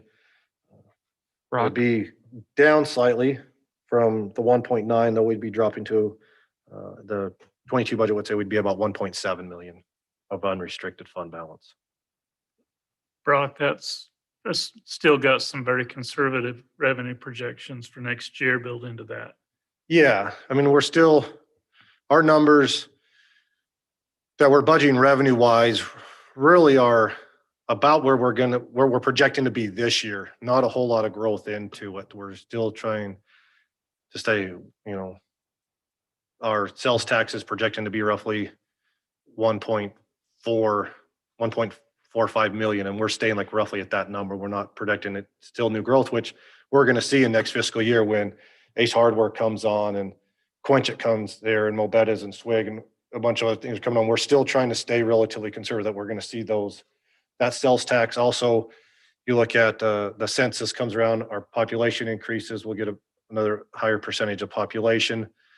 And through all of our services that we provide, we've still tried to stay relatively conservative on our numbers of where we'll be on those services of, whether it's court, street maintenance, ambulance services, and our other franchise fees as well. So, and I don't have a number back from the county on where property tax will be. We budgeted little less than what we did this last fiscal year, what our increase was. But I would assume that we'll see roughly that same increase from what you are hearing property value wise, that we would see roughly that same increase, but we went budget just a little bit less than what we saw this last year from 19 or 20 to 21. Do you have a question? Yeah, on that unrestricted fund balance, there'd be about 22%. Do you want from the council like guidance on what that should be? I know in the past it's been like, just save everything you can. But if we want to pay down some bonds, or if there's some other things we want to spend the money on, should we just shoot for like a 20 to 25 range, or do you need guidance on that? Yeah, guidance is great. We haven't got down to a real hard policy on it. Yeah. I know before, since previous year, yeah, we were trying just to build. We were just, we were just happy as could be to see actually good fund balance. And so we're to that point that where we have it now. And so if there is guidance, and probably needs to come as a formal policy, if we, come down to a policy of where we want to be fund balance wise, we want to sit at that 15 to 20, or do we want to, stay above that, and anything above then we use? I think it wouldn't be a bad thing to have that guidance to, we know when we go into budgeting, hey, here's what we roughly are going to have, or this is what we're not going to have. So we can work on a policy, but with council's guidance on where you guys feel. Does the state have any limitations? I thought we couldn't maintain more than 15%, but is that not? Well, it was 25, and Oh, there's it's push to get 25. it to 35%. Oh, good. Did they approve that? I don't know. I know there's a lot of, push to get it to 35, but I don't Especially the recall one smaller- that Smaller come. cities wanted the ability to take it to 35. I remember the county had it 15. Yeah, so you're not supposed to be less than 5. I know, not greater than 25, but I look at it and say, we're at our projected this year, we'd be at like 31%, and that would be at $2 million. And I still think but at $2 million, that can be gone like that. And that's really not it's not a whole lot. And so given the chance to get to 35%, just that extra cushion, just to, if things do go, because you look back to our downturn. I started here in 2009, and we were already in it, but the city chose to use fund balance every year to balance the budget, not laying staff off. They made that decision because they had some healthy fund balance to do it. But that was a hard decision, I'm sure, to make at that time, to continue to do that. But it also put us in a position later on that we were in a really bad situation. So What's bond covenants balance? usually it's 1.15, 1.2. I know on our refunding, they asked for 1.25 At 1.25. coverage of the bond payment. So So, the fund balance has to be well, 1.25 times. well, no, you just need your revenues that you pledged have to be that. So, When we violated bond coverage, because our net revenues weren't enough to have, so in power when that was, and say our bond payments were 500,000, you would need like 1.2. So you need 500,000 plus another 20%. So you need like 600,000 of net revenue to do that. And that time we went, so that's where we need to be. And so when we did these last refunding, they asked for a little bit higher percentage, but I don't see an issue with it. So on our bond coverage there, the rest of them we've been doing well. So, but yes, guidance on where you guys want to be, where the council feels the city should be on the fund balance, unrestricted. We welcome that guidance. So maybe we can have that as a discussion, a work meeting or whatnot on fiscal policy. So, but so with that, as I said, we're looking to be good to put $300,000 back in, or we haven't had a capital projects fund, but we are doing that this year. So we're looking to put $300,000 into that in this current year's budget. But leave us a good, healthy fund balance. So With that, as I go through, Christelle, if you want to jump to that next slide. As I was saying, this year's current budget is at 1.3 million, say a sales tax. We're budgeting at 1.4, but as I said, we're projecting to be at there anyways this current fiscal year. So tax revenue, we're going from a $3 million budget to 3.5. This year, licenses and permits, we've already collected $333,000 in licenses and permits. 318,000 of that is in billing permits. We're budgeting, still conservative, we're 260,000. So a lot of the staying, working conservative. B&C road funds. We collected last year 360. We're budgeting at 375. B&C has some restrictions to it, to what it can be used for. It goes to Dustin and for his helps with some wages.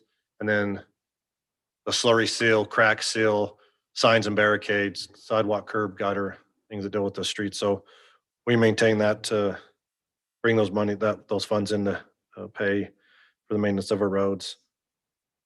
We also have, as you know, our street maintenance to help do that as well. So total of our revenues, like I said, it'll be 7.735 million. That doesn't take into account also any of the funds, as Jared mentioned, any funds that we will get from the last call it stimulus, American Rescue Plan, anything that we're going to get from there. So as we get those and know what that number will be, we will decide how to expend those. With one of the things that we talked at council, at the budget retreat, we talked about some needs and wants. And at that meeting, council, we told you the needs we were going to put in the budget. That's what we were going to really make sure we got the needs in there. And then as that we went through that, you guys said try to put the wants in there as well. And so we got all the needs are in there as well as the wants. Funny thing is with the wants, they're all impact fee eligible, so it doesn't really hit. It doesn't affect our general fund because they were all impact fee eligible. They were parks and Sportsfield had cemetery improvements at the cemetery with curb and some asphalt. Increased finishing lava flow trail with Desert Village and Solace, and then completion of the possibly Graff Family Park down along Roan subdivision. Also, that's the only thing in the general fund. We did talk about enlarging the city yard, but that's a large project that we're not putting that in there, but it was there for discussion. Jack had discussed that many times about enlarging the yard. The only other project we had in the wants was power. Had a line Arrowhead to Vineyard. That's a $120,000 project, but that's out of the power impact fees. So we put all that in there. Those projects are in. I'll run through a few of the major projects for the general fund that we'll be doing this year. The biggest project, or project and equipment, I'll say the equipment is replacement of the Wildland engine 33. That is an old engine. It's the one that runs out across we'll say the Western United States on wildfires. It's old, it's aged, puts a lot of miles on, and it needs to be replaced. Also, currently, our engine 34 Wildland, is it running today? It's our one that we keep locally to run, but it's struggling to run. Just last week, they got it back from the shop, but they were doing some maintenance on some other things, but they pulled it out of the bay and they couldn't get it started again. So they had a mechanic came over, got it started. Ty took out and drove it for 2 to 3 hours around the town, out in the hills, came back, it ran, no issues. Pulling in the yard, not into the bays, but into the drive to the parking of Rachel Drive Fire Station, and it stuck right there, trying to get in. So it's hanging out into the bike lane over the sidewalk and stuck there. They couldn't get started. I pulled up they were out there, hood open, doing everything they can to start. And that's the one that we keep locally. And so replacement of the engine 33 will give us one we can send out. Potentially a second one to send out. 33 could still go, but would give us that one that's here local to help with if there's any resource needed here locally. Where engine 34 right now is not reliable. So, but that piece of equipment's roughly $300,000. We also, in the fire, EMS is a chase truck, replacing that at roughly 60,000. We have budgeted to purchase a new street sweeper. It's a split that cost. It's roughly 300,000. Half of it will be paid through streets and the other part through the stormwater. We also have our annual slurry cell project. And then the other large project is the Canyon View parking lot update, which will kind of depend on when that happens. We have it in next year's budget. But if it happens, I don't know if it'll get done during this current fiscal year. I think they're getting relatively close to having the engineering done. We discussed it this last Thursday at TRC. Brad had some changes to it. We went up and looked at it with Dustin and Eric. And some of the changes he wanted that weren't going to work. So he's going to have to do some modifications to it at the Canyon View.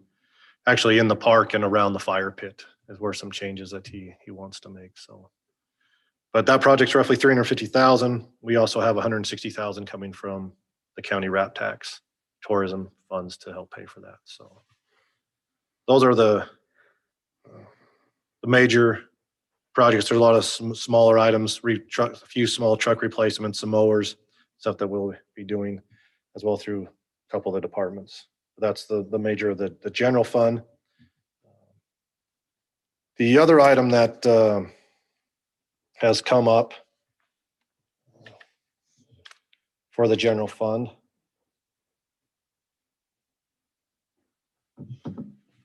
Brock, when you're talking about the wildland fire trucks, does Ivan share in those costs with us, or is that all our fund? They would share in that cost at the 55-45. Yeah, they would. It would run part of the budget, and they would pay that just as we share the revenue 50-50 with them. So, yeah. One of the other items that has come up, speaking with Chief Hansey, is with our staffing level of our fire EMS. Currently, we have, with Chief Hansey and our Assistant Chief Hanson, we have 7 full-time firefighter EMS. They're cut into 3 different shifts, usually 2 full-time on each shift. But Chief doesn't run on those shifts. The 2 chiefs don't run. They run a different schedule. So we're really running 3 shifts with 5 people when we really would need to have 6. So we're having to rely upon part-time and sometimes volunteers to fill that shift and create some problems scheduling. And so one of the requests that has come from Chief Hansey is to approve another full-time firefighter EMS position that would give them 6 to fill two full-time on each shift. They still will work to have part-timers again, as when they go on calls, when they respond, you have to have a minimum of 2 firefighters on along with a chief officer. So you're really looking at 3 people to run on a fire. And if you take your 2 full-times and if the chief's there and they run on a fire, then we're kind of in a pickle without anybody there on EMS. So that's why we rely on our volunteers heavily. When they're there, we can also have our full-times that are our EMTs and our paramedics can handle that side of the EMS side of the call. So they're requesting to increase their staffing by 1 more full-time personnel that would help fill that shift. 48-hour shift on which would be on their shifts. So there'd be 6 full-time to run those shifts of 3. So that currently that position is not in the budget that's before you right now. So if council was to okay that, we would add that to the budget. But that is one new request that has come since. The budget retreat, know that we have, having the paramedics is really, you need to have a paramedic running on the ambulance. We have two full-time paramedics. We have Clara Tashuk, who just came back this last month from her time of her battle with breast cancer. So she just started back with us. She was doing some work from home, doing kind of the billing, helping with the billing and office stuff from home. But she's back with us. And then we had Devin Heel, who was filling in, covering her shifts while she was out. One of our other employees there gave their notice and just moved to part-time. It just wasn't working for her and her family. So Devin, we moved him to be permanent full-time with us instead of just filling in for care. So we have now 2 paramedics. Having this position too, we would probably advertise it to be a paramedic only. So then we would have a paramedic could run on every single shift.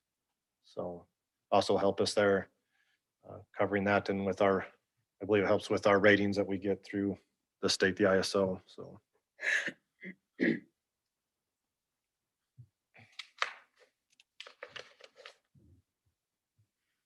that's a little bit for the general fund. Is there any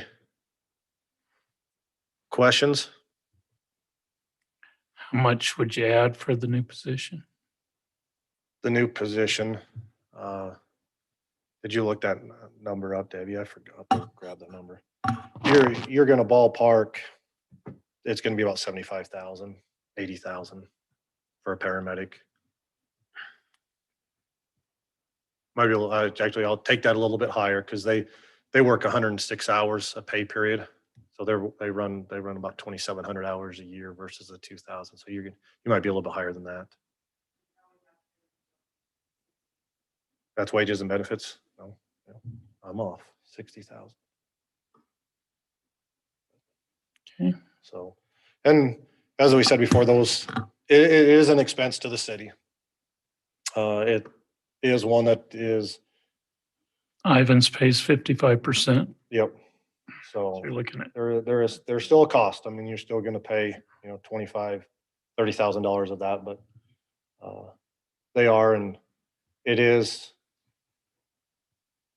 a good service. Our ambulance does run a good service. We still need to get with the county, find out if the county's willing to see if we can get them to participate in some type for us running service for them down 91, out into the state parks and some of that. So see if they'll pitch in and help out. So.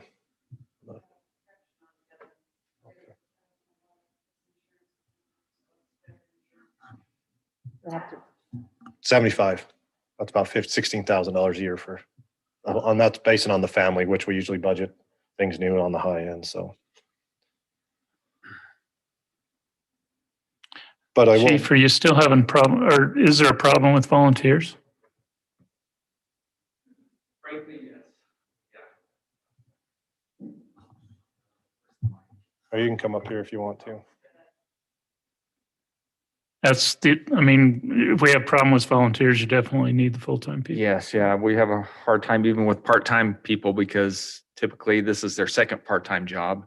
So it's hard to schedule part-time employees to fill slots that come up open. So, Okay. Yeah. All right. Thank you. Council, you want to put it in there? Getting nods. All right. We'll do that. But let's say for this fiscal year, I'm excited. Like I said, we haven't had the capital projects fund before. I'm excited to put some money in there. Now, can that capital projects kind of be like a revolving thing?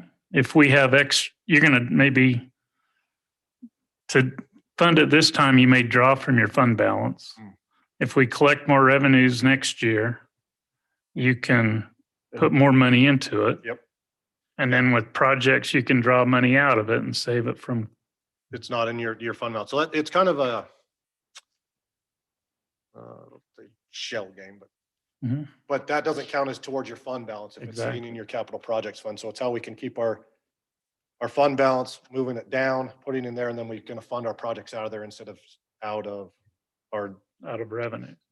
annual revenues. Yeah, we have it there set aside for those projects. So in the 2022 budget, we're It not can- using any of that to fund these projects. We're gonna set it there and have, so maybe in 2023. we But might it's, draw upon it's that. sitting there. If Yeah. we needed it, we could as part of the project. Correct. It would And go. It can build Mhm. and Yeah, I believe- there's no limit on that. Correct. Okay. So it's in your fund balance, you have the unrestricted and restricted. It would sit in that restricted, which in ours, our restricted, you sometimes have some debt service that is in there that's restricted to, like when we had some funds still left on the bridge hadn't been paid, and those are some debt service that's sitting in there. Vineyard Drive, from the gates, when they paid for their portion of that, it's sitting in there till that happens. Impact fees some are accounted in that. So it'll be restricted to, so it won't show up in our unrestricted balance. So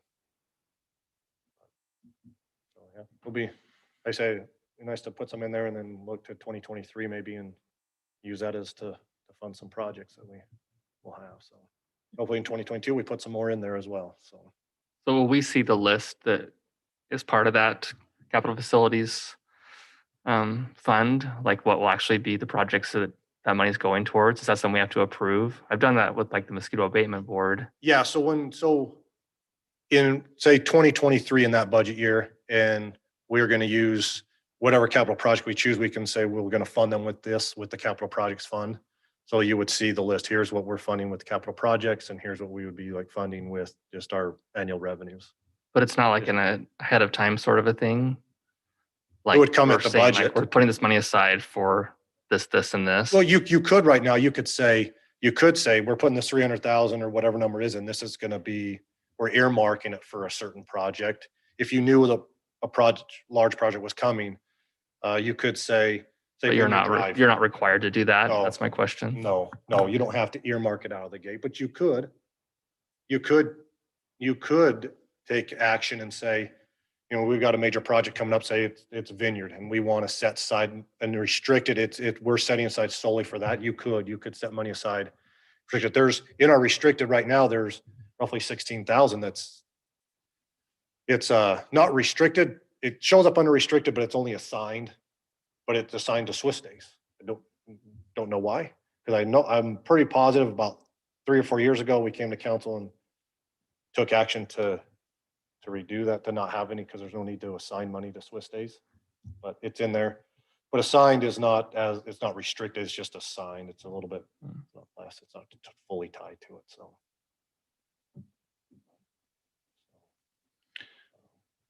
Any questions on that, on the general fund? On any The- specific? Under the parks, Yes. has he got some money for the Chapel Street Orchard in there? I believe so. The 6 months of that'll be totally on our dime, right? We're right now, we're paying all of it right now. So we'll have the full of this budget, we'll have it all in there. So the number that Chad Parker gave us, or wasn't Chad, the missionary that was there gave us a number, and the number of what their expenses for the last year was really small. I was expecting a much larger number. It was like $2,500 is all that they used on their supplies. All that donated labor.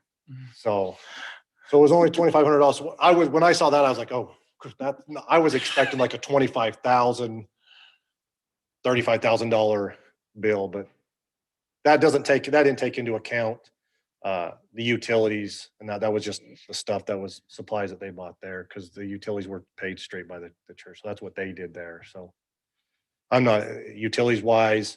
We've got the bill. It's changed over to ours. They have Empire Waste with the porta potty that's there, we're moving over and paying for now. So it'll be a little more than 2,500, but nothing significant like I was anticipating, but it will have some as we try to get it, I guess, outfitted to how we would like to see it. It will be some cost there, but maybe if we're moving the shed and doing some things that way. So,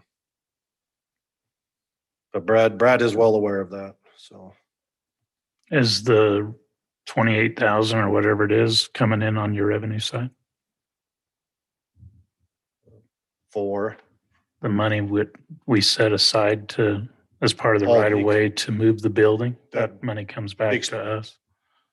Or frees up for us, I guess. Is that in your set aside account? Your we have to assigned? pay that to the church. No, you don't have to, but was that, when we bought the right of way, we agreed to? Mm-hmm. Was it assigned or No. set aside as part of that agreement? No, it Okay. wasn't assigned.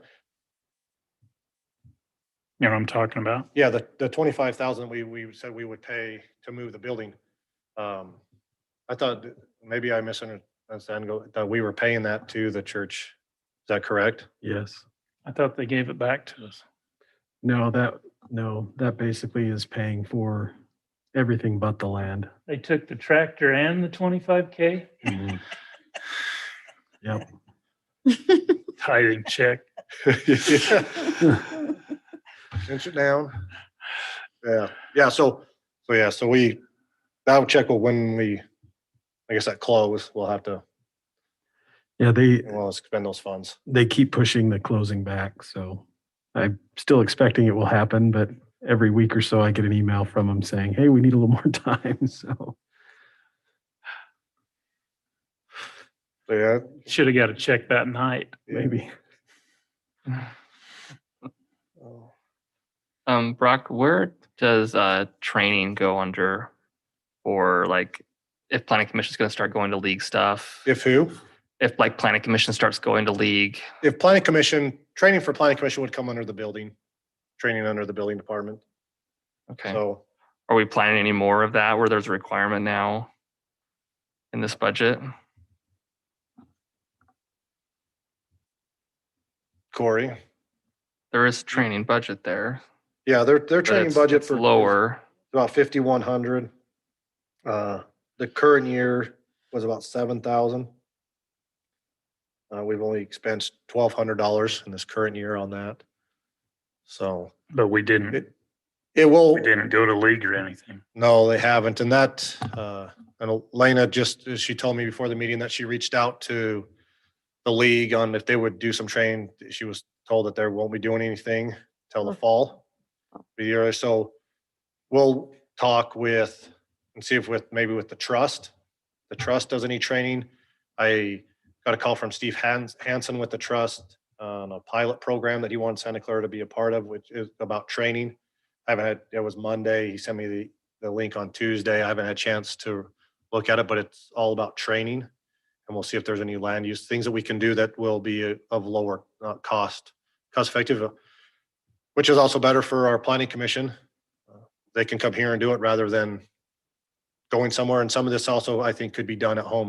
There's a link and we could get them and they could do it at home. So.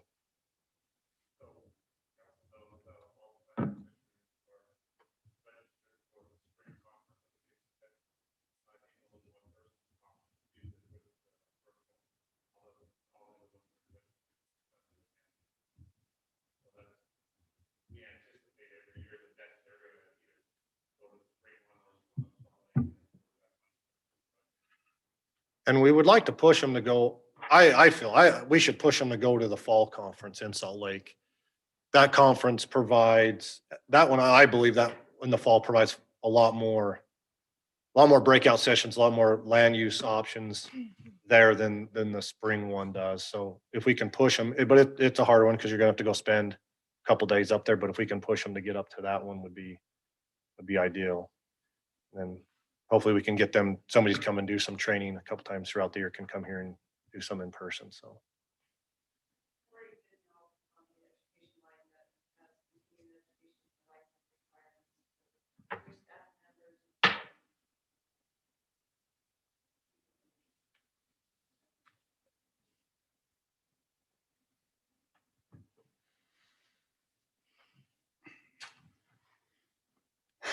All right. Any other questions, general fund wise? I know staff is appreciative of that needs list. Council approved that list. A lot of things had been pushed off. So we're appreciative of that.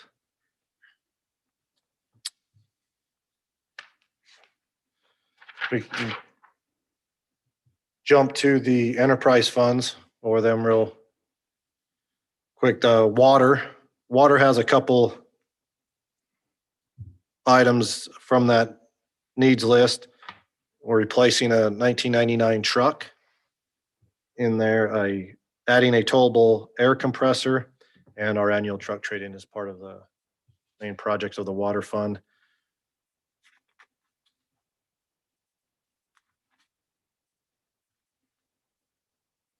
So the water fund right now currently sits a budget of roughly just under 3 million, 2.292 million.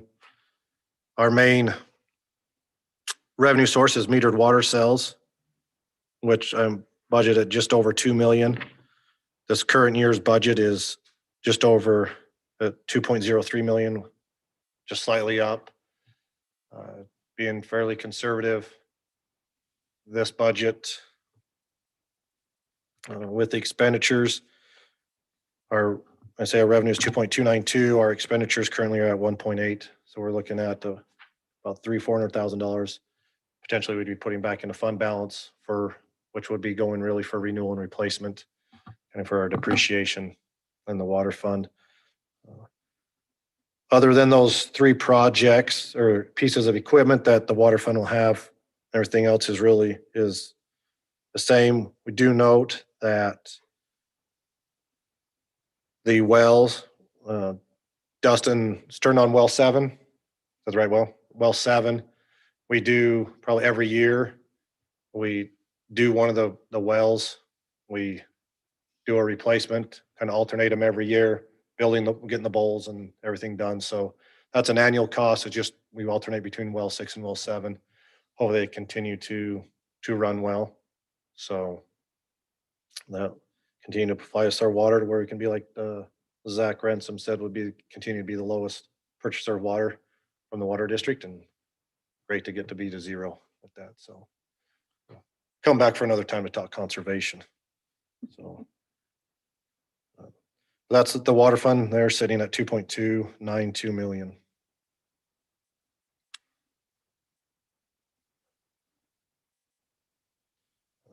Sewer fund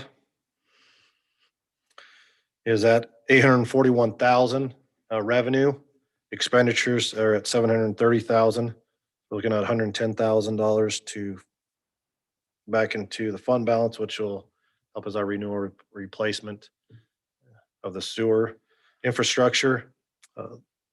Sewer fees, we're budgeting at 759,000. That's up about 60,000 over the current year's budget.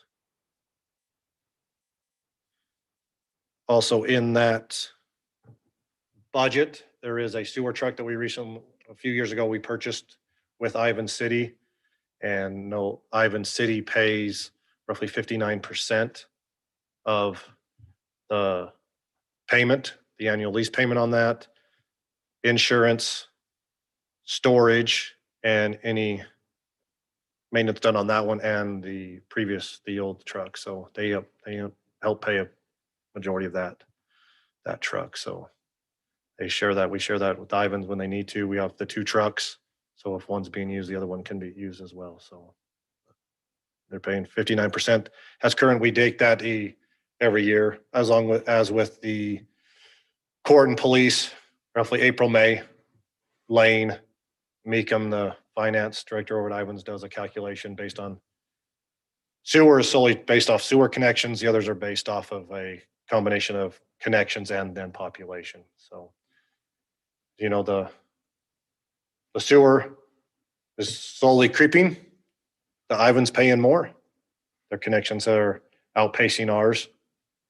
So that could end up at about 60-40 this year. And who knows where police might end up at. We might tip over that and go to 56-44. So we'll see. It kicks out. Sewer has, and that they have no equipment or projects budgeted. The electric power department. Wait, back up. Okay. Have you got your upsizing costs built into that for the Solace line? You need to? Well, It's in that phase one. we can plug it in, for the upsize of the line from. Isn't there a sewer upsize up through Solace? Yeah. Yeah, then it's out to be an impact fee eligible. And it's in Solace's phase one. Okay. Yeah, Well- just curious. We'll note that. I'll get that number from Dustin on what's in our capital projects, what that number is, and we'll add that in. But that will be an impact fee eligible item, so.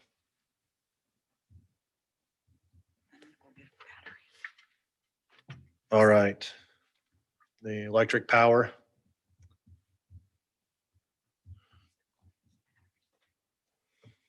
Current budget, 5.416 million revenue.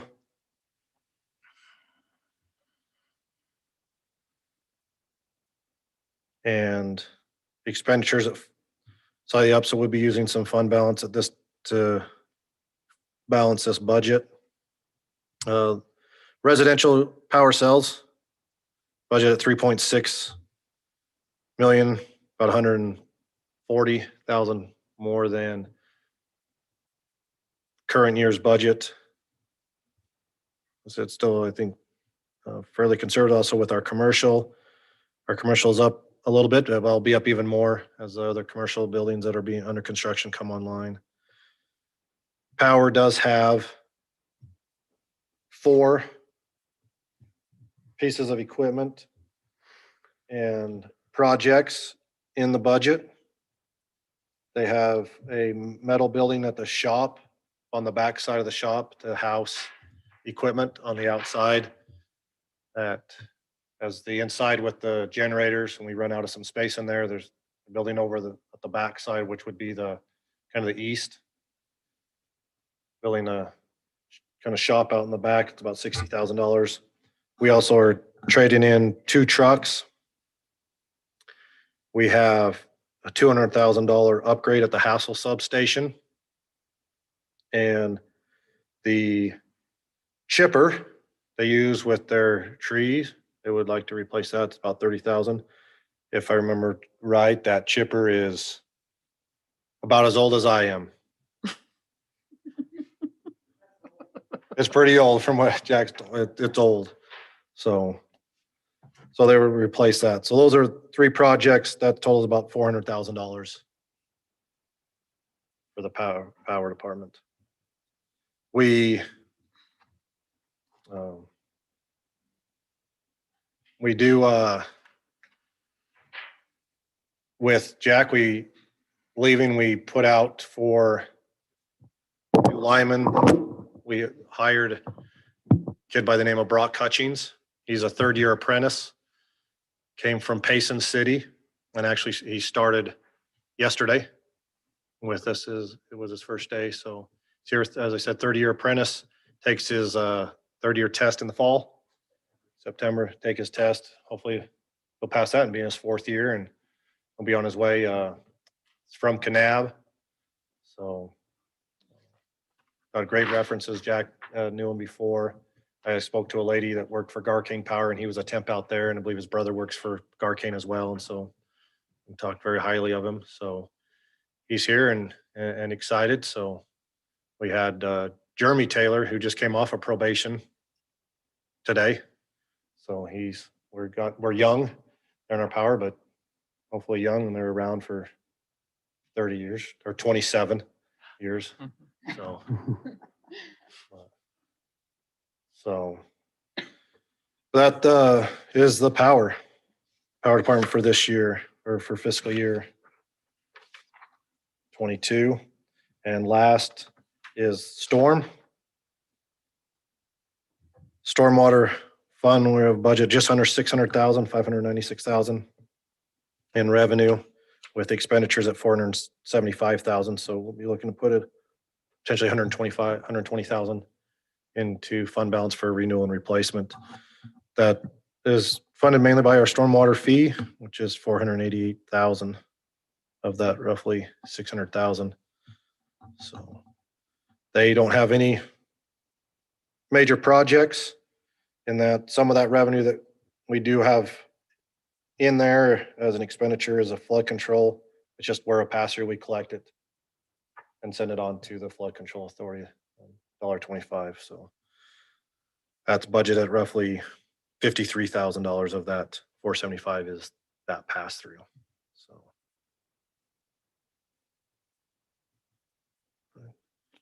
that completes the stormwater and the enterprise funds. There's, besides a few of the tweaks we've talked about, is there any other questions or thoughts, changes council would like to see? Council? Maybe just a question. As we looked at the electric fund, total electric fund is 5,472,829, but total revenue is 5,416,000. Are we budgeting about 60,000? We'll be using some fund balance to balance that budget. Due to those projects that are 390,000, yeah, we'll be using Okay. that number, that difference from the five. You're doing a rate study too, Yeah, we are currently in a rate study. so you may, Going on. it may recommend a change. Yeah. in the So, yeah, we have currently There was one on. going right now, we have in the power, we have a can always rate bring- study as well as we're doing a capital facilities and impact fee study are both going on right now. Disposal of fixed. Oh, no. The rate study, we've had a number of conversations. If you guys remember Mark Beauchamp from Utility Financial Services is who's doing it again. He did it back in 2015. I think when we did our 3-year tiered increase. I believe our last increase was roughly 2017 or 2018 was last year we had one. So we thought it was time to do another look at that. So yeah, I do believe if he comes back, because he'll probably come back and do a presentation to council sometime, could be June, July. We wouldn't recommend any change to the rate until November, till out of the heat of the summer. We've also had discussion. We've done the increases on the water. We haven't done a rate increase on water except for what the water district increase has been. We haven't done one since 2012 when we did the Heights project and redoing those water lines and the infrastructure in that. So we've had some discussion about looking at the water rate as well.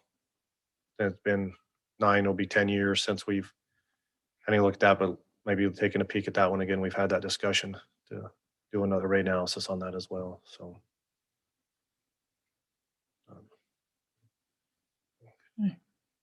Any questions? On the electric, didn't we pass an ordinance where it goes up by 3% or something? A year? Or what was that we passed? It's been years ago, but We've discussed, not that I know of and that we passed. I know Jack talked many times about wanting to have just an annual increase of like 1% a year, just to try to keep with inflation. So, but I don't recall ever that actually something coming formal to council, but it was discussed. We did it on the water, didn't we? The annual increases. Well, when 2012, we did an increase in the power. When we did the last rate increase was a 3-year. We did it over 3 years. And that's what we've done, but we haven't, like I said, the last time we did the power, that increases, the 3-year increase ended like 2017, 2018. The increase completed and Yeah. So that may be similar, I something think, we look at. yeah, I think we did it similar to the water. The base rate went, but we tiered it over a number of years. But the annual, and like I say, Jack was a proponent of doing like a 1% every year just to stay with. So you don't end up a number of years and then say, maybe you fell behind and now you got to end up with like a 5% or 8% increase trying to catch back up. So Okay. it's one that looking at to the future of Santa Clara, we have a lot of growth going on now, but in not too long, our growth is going to be gone.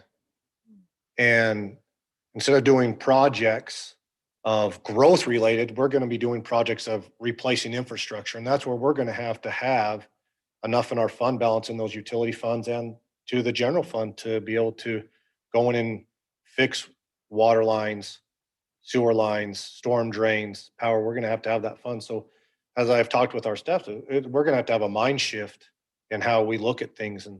But we need to be able to build that fund balance. I know it's been, our general fund definitely has come a long ways since Alan Westenscow came and had our little powwow in the conference room, and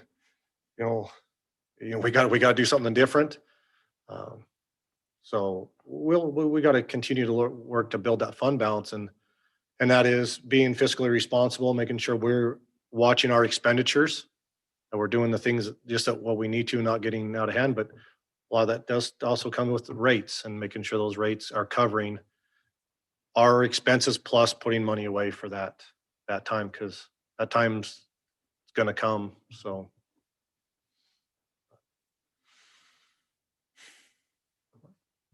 Thank you.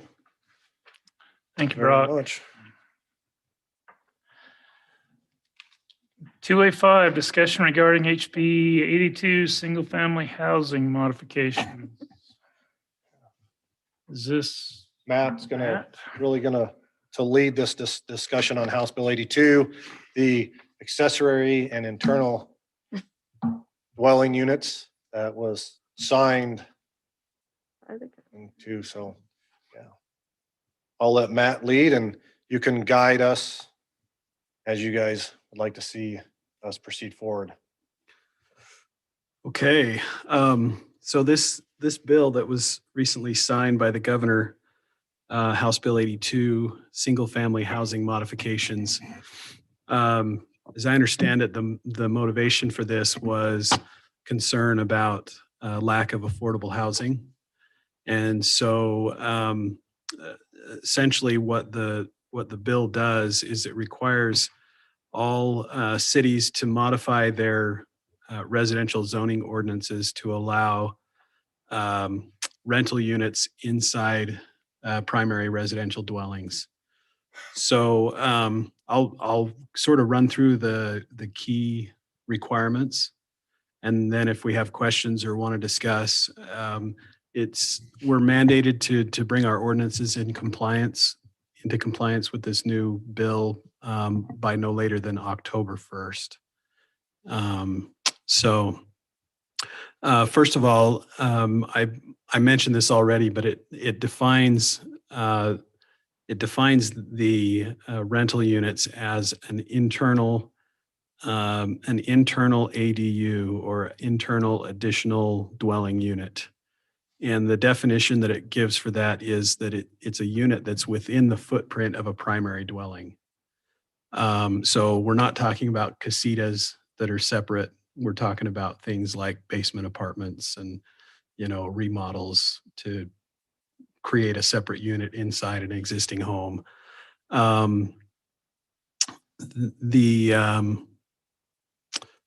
mandate is that you have to allow these in all of your residential zones in the city, with an exception that you can prohibit them in up to 25% of your residential area. And the way I read this requirement is because it's based on, it says 25% of the area zoned.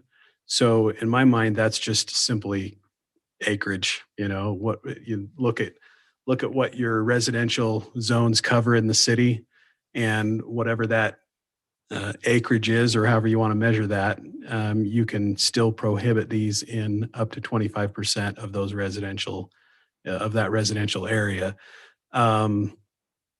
There's a little bit different requirement for college and university towns.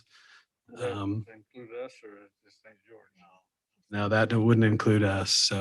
So we're on the 25%. So we have to allow them in at least 25% of our residential areas. That raw acreage, I mean, do we count the 2,500 acres that we annexed from the BLM as part of residential acres?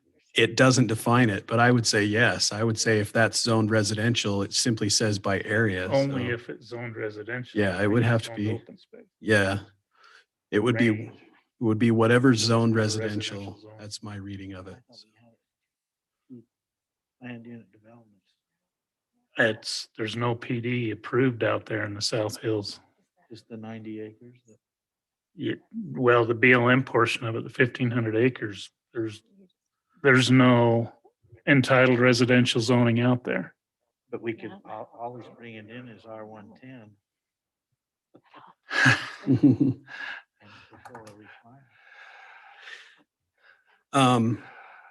So the bill also provides that there's only certain restrictions that the city can put on these interior rental units. And let me just kind of list what some of those requirements are that could be imposed. We don't have to impose these requirements, but it allows us to if we want to. The city can require the owner who's renting the unit to have a business license. They can also require that an additional on-site parking spot be provided by the property owner. And if a parking like a garage space is converted to serve as one of these units, then we can require that the property owner provide replacement parking spaces for the parking that's lost. We can prohibit the installation of a separate utility meter, so that if we just want them to have a single meter to pay utilities, we can require that. We can the situations where we can decline to approve one of these includes in a mobile home, if there's an older dwelling with a septic tank that doesn't have the appropriate capacity or has failing capacity, we don't have to approve these. And they're also not required to be approved on lots of 6,000 square feet or less, which I think we do have some smaller lots. I don't know how many would be 6,000 or less, but do we not have any that small? I don't know if we have anything smaller. Okay. Actually, I think you do in the historical zone downtown. You may have some old Lots ones. that are split that are smaller. than Yeah. others are. So any That smaller than 6,000. Wouldn't apply to a townhome, right? This is a single family. Yes, this doesn't apply to townhomes at all. This is purely detached residences. So yeah, the city wouldn't be required to approve any of these in an attached, like a townhome property. Other than those things, we're not allowed to regulate things like the size of the unit, the size of the lot, or the frontage that's required. Those things are all prohibited to us. So generally speaking, the units, if it's a remodel, it has to comply with all the applicable codes. These are only for longer term rentals. We're not required to approve them for shorter term rentals of under 30 days. So this is not for vacation rentals. And interestingly, the act or the bill actually authorizes the city specifically, if we want to, we're authorized to monitor short-term rental websites to ensure that these units aren't advertised as short-term rentals. And I know from experience, St. George City has actually done that pretty actively, has monitored rental websites, and that's where they get some of their tips for going out and citing, short-term rentals that are not inappropriate places. The other thing that the bill does is for enforcement, other than the enforcement powers that the city would already have just generally, we're also authorized to impose a lien against the property. That if the property is not in compliance with an applicable requirement, then we can levy a daily fine of up to $1,000 a day. So that's pretty hefty. That would add up pretty quick. So that's somewhat unique, that we could actually levy a fine that serves as a lien on the property. That's sort of the nitty gritty. And for the most part, it's just a matter of going into our ordinance and making the changes. My assumption would be that we would want to have most of these requirements apply. In other words, we probably want to require them to get a business license. We would want to have all the parking requirements and everything else, whatever the bill authorizes us to use for requirements and enforcement. I think we would want to use it, or at least have it at our disposal. So that's my assumption, and that's, unless you tell us otherwise, that's what we'll do in drafting the changes to the ordinances. Matt, is there any requirements on, like, does an ADU have to have separate kitchen and bathroom? The definition doesn't expressly say that, but I think that I would say that that's implied in because it's a separate living unit, right? So separate entrance. Yeah, it would have separate to have kitchen, separate, bathroom. exactly, yeah. And it may go, it actually utilizes a definition in another section of the code for these types of units. And if I was to do a deeper dive, it may talk about that elsewhere in the code. But just the fact that it's supposed to be designed as a separate unit, other than the utility meter thing. Right. That's kind of the exception. But other than that, it's to be treated as a separate residential unit. Don't we already have some of this, like in a mother-in-law apartment? Is that something that's been illegal if we've had it in our homes? We do have in some of our zoning that would be allowed, but this is much broader than what we've provided for in the past. So when they're determining long-term, do they give any definition as to long-term? Is that more than? It's 30 days or more. 30 days or more. It's what? 30 days. It is 30. Yeah. And we, A lot of this, So all of our illegal verbal. I don't know. Or advertising doesn't help them out.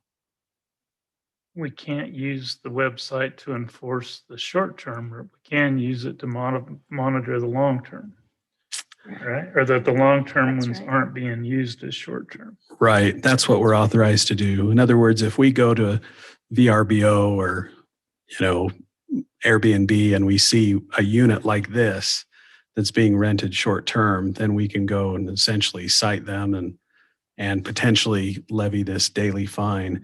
Now, the bill does also require basically a hearing that would have to be scheduled if we're going to take that kind of action. And so that's the other part of this is there's a required sort of a due process that has to happen before those penalties can apply. But I need to take a closer look at that. I'm not sure if that would need to be like planning commission or if we could do that at just an administrative staff level, preferably just a staff level, but I need to look at it closer. We'd ask planning commission to impose $1,000 a day fine. Right. So I think that would be the preference, is to have it be an administrative, a member of staff essentially empowered to hear those. Like I guess our zoning enforcement official would be probably the one out investigating. And so we'd probably want to have like a department head or something be the hearing official, but we'll work through those details. There were some questions. I have a question and then a comment. My Mhm. question would be, are we going to go or utilize the option of the 25%? And if so, how do you determine it? And then my comment would be, I know when the legislation was discussed, Representative Ward made several comments about being able to utilize, say, a room in your home. Mhm. So I'm not sure that it requires there to be kitchen facilities, extra bathroom facilities. I don't know that that's a requirement under the legislation. Because Okay. he did say several times, if you want to rent out a single room in your home under this law, you could do that. Okay, and I can check on that. I know that the version of the bill that was signed was like the fifth substitute, and so it kind of went through It went through lots of revisions. I Lots just of remember him revisions, so- saying that several times, so we might want to just double check it. yeah. I was gonna go to,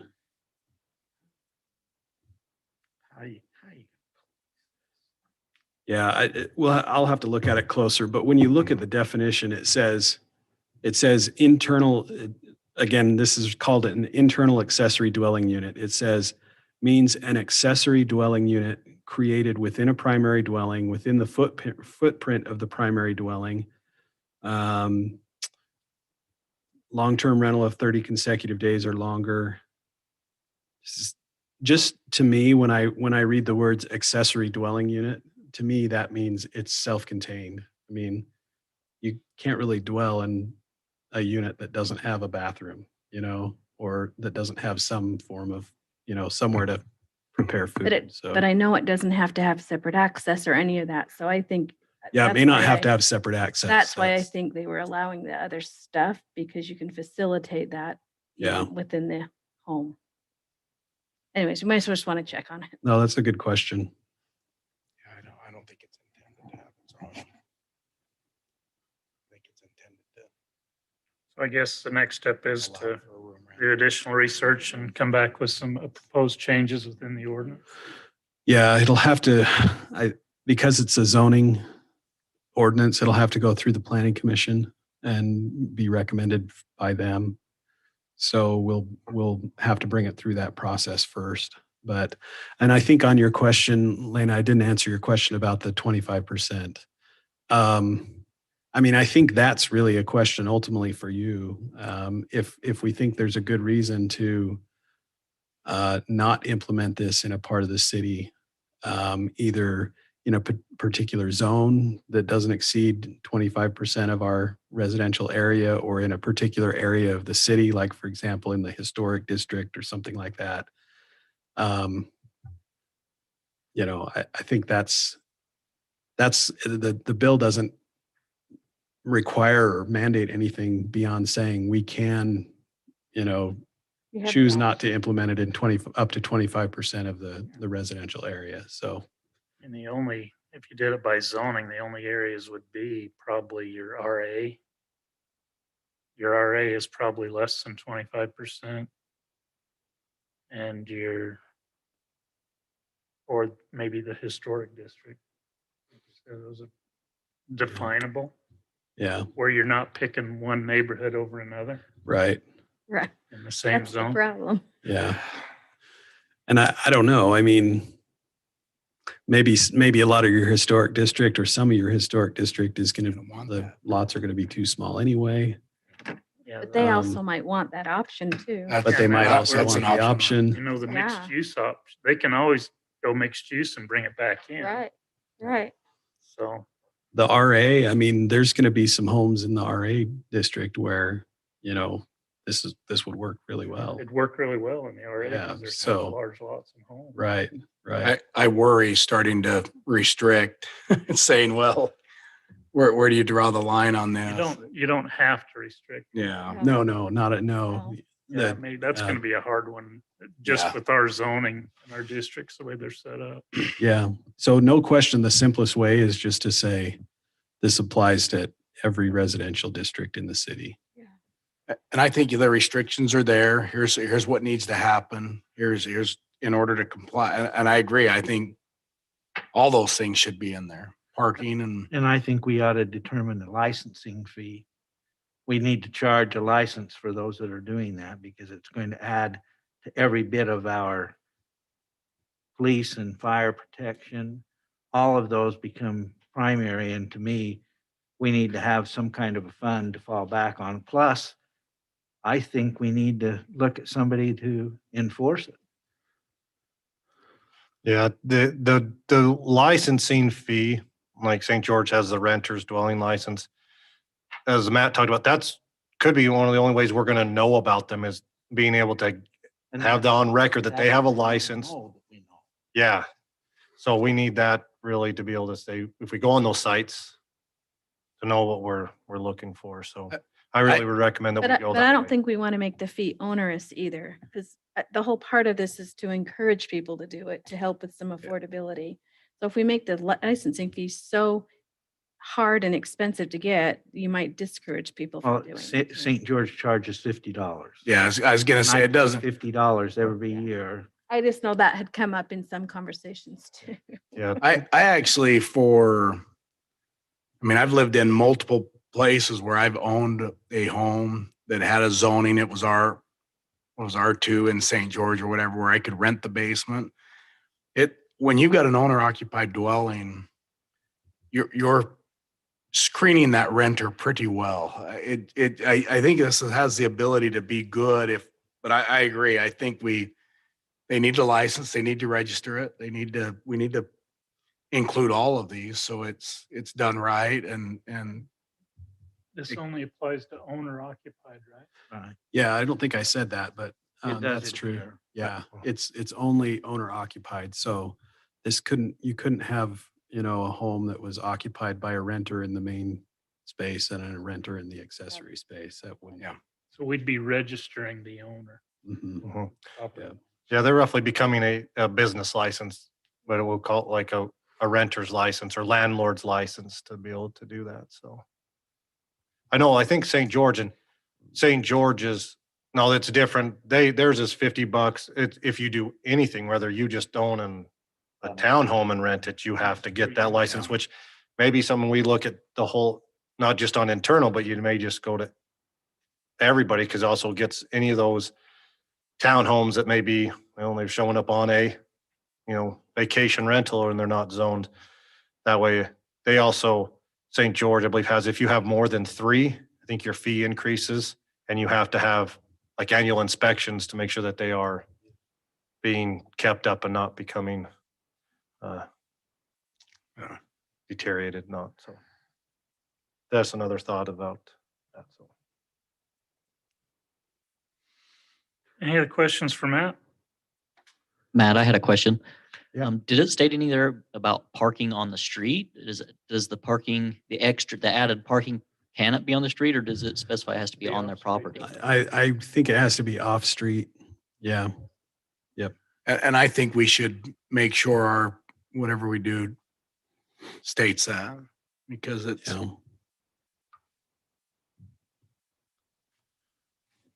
Any other questions? What gives you some teeth? Yeah.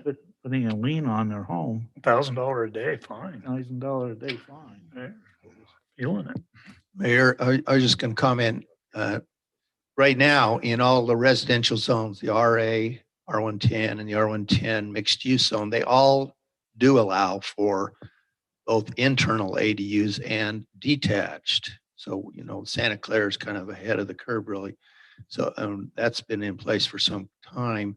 What we'll have to change right now, it's called conditional use, but the code also allows a staff as part of the TRC to approve those second units. But under the new one, the internal ADU has to be classified as a permitted use. So, Yeah. there's, That's a good point. and right now our code says the size limits are 450 square feet up to 850 unless otherwise approved by planning commission. But under the new code, you can't set any size limitations on an internal. So anyway, it's just so you know that Santa Clara has been allowing these, or it's been an option for people to go ahead and use these. I was going to ask how it modifies the building code for IADUs. Has that come out yet? Like, can you not build? Well, I'm just curious how it changes it.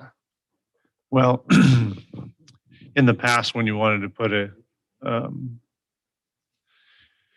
the egress window or the egress out of a basement area, they said as long as it wasn't structural, but I don't know how this bill has defined it. I was looking in the construction standards under amendments to the IRC, and it doesn't say. So where this is a new bill, I'm going to have to look a little bit deeper into it. But in the past, as long as it wasn't structural, then you could require them to say they had one of those small windows that didn't meet egress. They wanted to have a living space down there. They would have to amend the window so that they had egress. So I assume that this bill is not going to go against the egress. But I'll have to look into it. It says it does. I mean, Yeah. require the window egress. Yeah, it does. That's exactly right. It says it. So the current code, the current state code says that under certain circumstances with like an owner occupied dwelling and some other things that you can't require that upgrade. And this bill did add a line to that section that says that does not apply to these types of units. So it does make a change there. But that's the only thing I see that would change anything in the code is that specific requirement, the egress windows. Other than that, I don't see any difference. And then our current code says that if you do have a accessory dwelling, you'd have another address. So having these licensed, we probably should put something in the code that gives it 2 addresses, so that if somebody has a heart attack, the EMS knows that there's 2 dwelling units there. They're not going upstairs and wasting time looking for the person in the basement.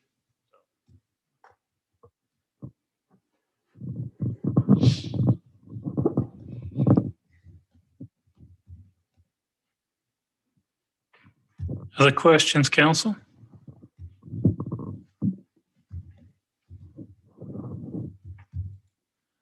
Okay, we'll look to see it come back to us. Thank you, Matt. Thanks. Staff reports, Chief.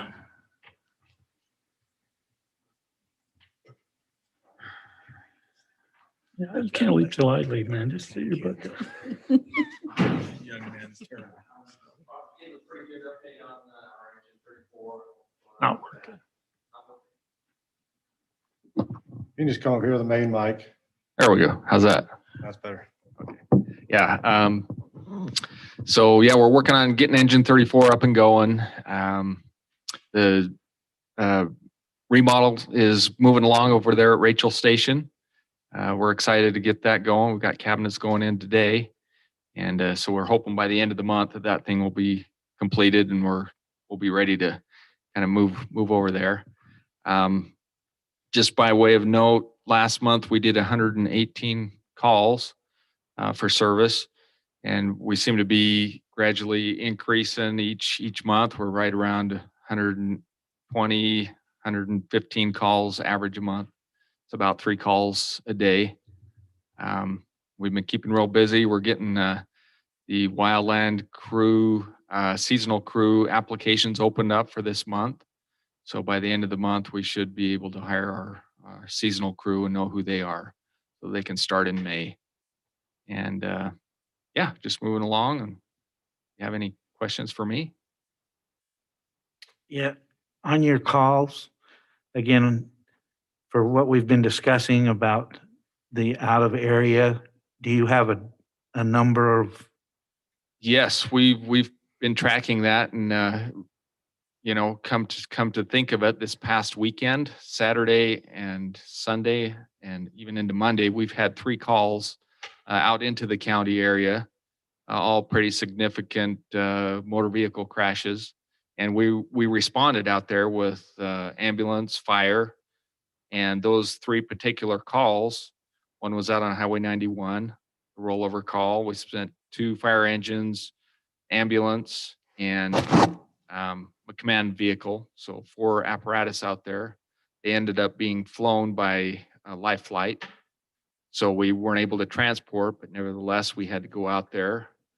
The other one ended up being a fatality, so we send out our ambulance crews out past Gunlock, and then the third one was out in Mataqua. And again, we sent out an ambulance and a rescue vehicle, so that was a non-transport. So the only way we get actual money back for those is if we were able to transport. So we need to go back and revisit with the county on, for us responding out to these areas, some type of a reimbursement or compensation for providing that service. Yeah, Randy, Denny, they did put together a spreadsheet. It's been 6 months, 8 months ago, they put together a spreadsheet, went back about 3 to 5 years. Yeah. I Looked think at all we their went back 5 calls. years. May to I get see. a copy of that? Yeah. Yeah. And then we'll update it with the current. Yeah. So, We can add those calls into it for this current year. All right. Thanks, Chief. Gary?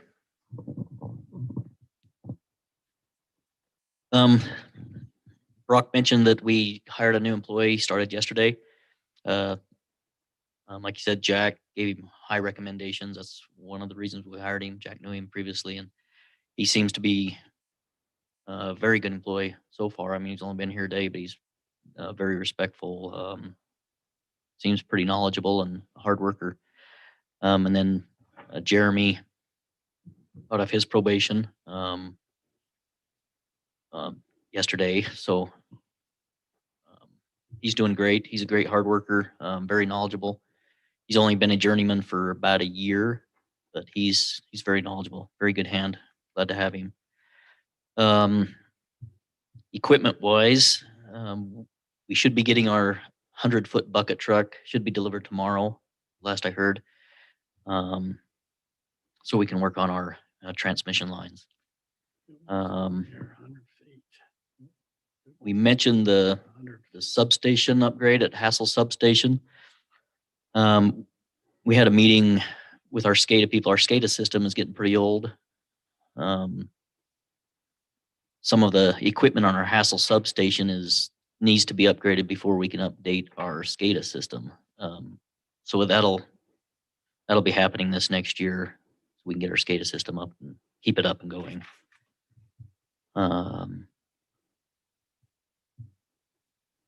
We're still working on that lava flow project. The digging is very difficult down there in the lava. We had to rent a hammer attachment for our mini excavator. And we actually borrowed Ivan City's excavator to help dig while the other one was hammering. It's pretty slow going, but it's coming along. And then we can get that overhead line taken down behind the Westbrook's house.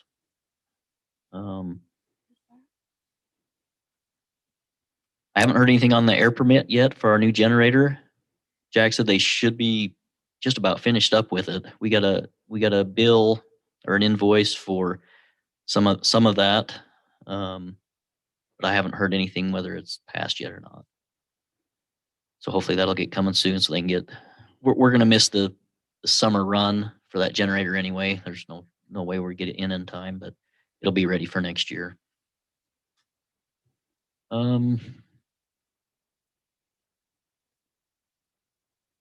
We did receive an award. I filed papers for an award through the APPA, the American Public Power Association. Send in records of our outages throughout the year last year, and we were in the top 25 percentile for utilities our size, and they were. That's really good. They gave us a really high recommendation for having very few power outages in the city, and we'll be getting a plaque for that. They'll be sending us a plaque. So just got to hand it to my guys. They do a really good job with preventative maintenance, doing tree trimming and replacing power poles or transformers, whatever needs to be done before we have an outage. So I just like to commend my employees for that. Other than that, I think that's all I have. Unless you have any questions for me. Questions for Gary? Yeah, where's your office now? That's upstairs. It's kind of hard to get used to coming here instead of down at the yard. But I'm in where Fred's office used to be, just right next to Christelle. Okay. Yep. Thanks, Gary. Thanks, Ben. Dustin? I've had one crew working up at the detention basin up behind Ryan Anderson's house. They've got most of the basin cleaned out, the pipe in, the box in. They've got the placement of all clay in for the dam, so it's ready to handle a storm. About all they have to finish is the riprap inside of the dam, and then we're creating a little spillway off the top and tying it into another drain line. I've had another crew out that just finished up crack seal this week, which we were able to get every road done that we're going to slurry seal. They actually kind of set a record. They did about 55 pallets of crack seal, which is a record for us. I think the most we've ever done was 40. The slurry seal went out to bid. Dustin, is that a sign there were more cracks to do or you did more roads? More roads. Okay. This is good. This is a big project. Just making 1.6 sure we don't million. got another vineyard going on somewhere else in the high. No, not many new cracks, just filling in the old ones. But this project is one of the bigger ones we've ever done. It's 1.6 million square feet of slurry seal coming. So, and we received 4 bids, and I'll bring those to council next week for your review, and then we'll get that awarded. And the company thinks they can come in about a month. Like Brock said, we started well number 7 this week for this season. It's a seasonal well, and so far it seems to be running really well. I attended a water conservation district meeting on Monday, and they sent out a warning about the possibility of rolling blackouts from the wildfires, because the power line comes down from Central, and it came really close to having to turn it off last year. And they're the ones that provide the power for well 6 and 7. And I'm thinking that we might want to look into a mobile generator. Then we could at least run 1 well. It's enough that we would be out of power, but to be out of water too. So I might look at that if that's something you would be interested in. The South Hills water line is coming along. They've gotten from Stookie Springs intersection all the way to the tie-in below our water tank, almost 2,000 feet of water line so far. And it's going really good. Haven't had any problems with the contractor. Dustin, go back to your well 7 and 8. It shuts down all the wells in Snow Canyon. Yes. Is there a way to segregate that water once you mix it? Mm-mm. So we'd be generating power to turn the water on to feed Ivans and St. George? Technically, yes. Is there any Unless- movement on the other city side to do the same thing? Not that they said. Can you maybe discuss it with them? I mean, I love them to death, but If they're there's spending a whole bunch of Santa Clara money to make sure Ivans is wet. if theirs weren't running though, they wouldn't be able to get any water into that tank. So what went in would just be ours and right back out and into our other one. But so there's a way you can isolate the water from well 7 and 8 into the Santa Clara system and bypass St. George and Ivans? No, you'd have to let it pass through their tank and then pull it from that pipeline And into they can ours. they can pull it out of that tank as well. They could too, yeah. That's what I mean. I think this needs to be like a compact thing, Mm-hmm. having enough standby generation to be able to keep the wells running for all the communities, not just Santa Clara trying to do it for everybody. And they acted like, well, they have more generators than us and, would probably be able to get some up there, but it's not a guarantee. Yeah, let's see if we can get some commitment or something Okay. as part of that. Because I know they'll use it. If we put water in the tank, they'll use it. Yeah. Okay. That's all I have unless you have anything for me. Thank you, sir. Appreciate it. Your guys did a really great job with the ceiling. They came in front of my house. They Good. were awesome. Thank you. I appreciate that. That's what we come to expect from his guys. Always. If they're not, call me. Corey?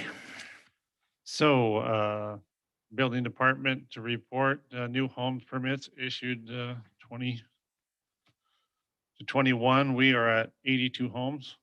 I think we issued 9 townhomes yesterday for Cole West development. We have 60 homes in plan review, part of that same development. They'll be recording the next phase, and I assume that there'll be another 60. Other various plan reviews are 8. We have 1 solar permit. We've done 282 active, or we have 282 active building permits.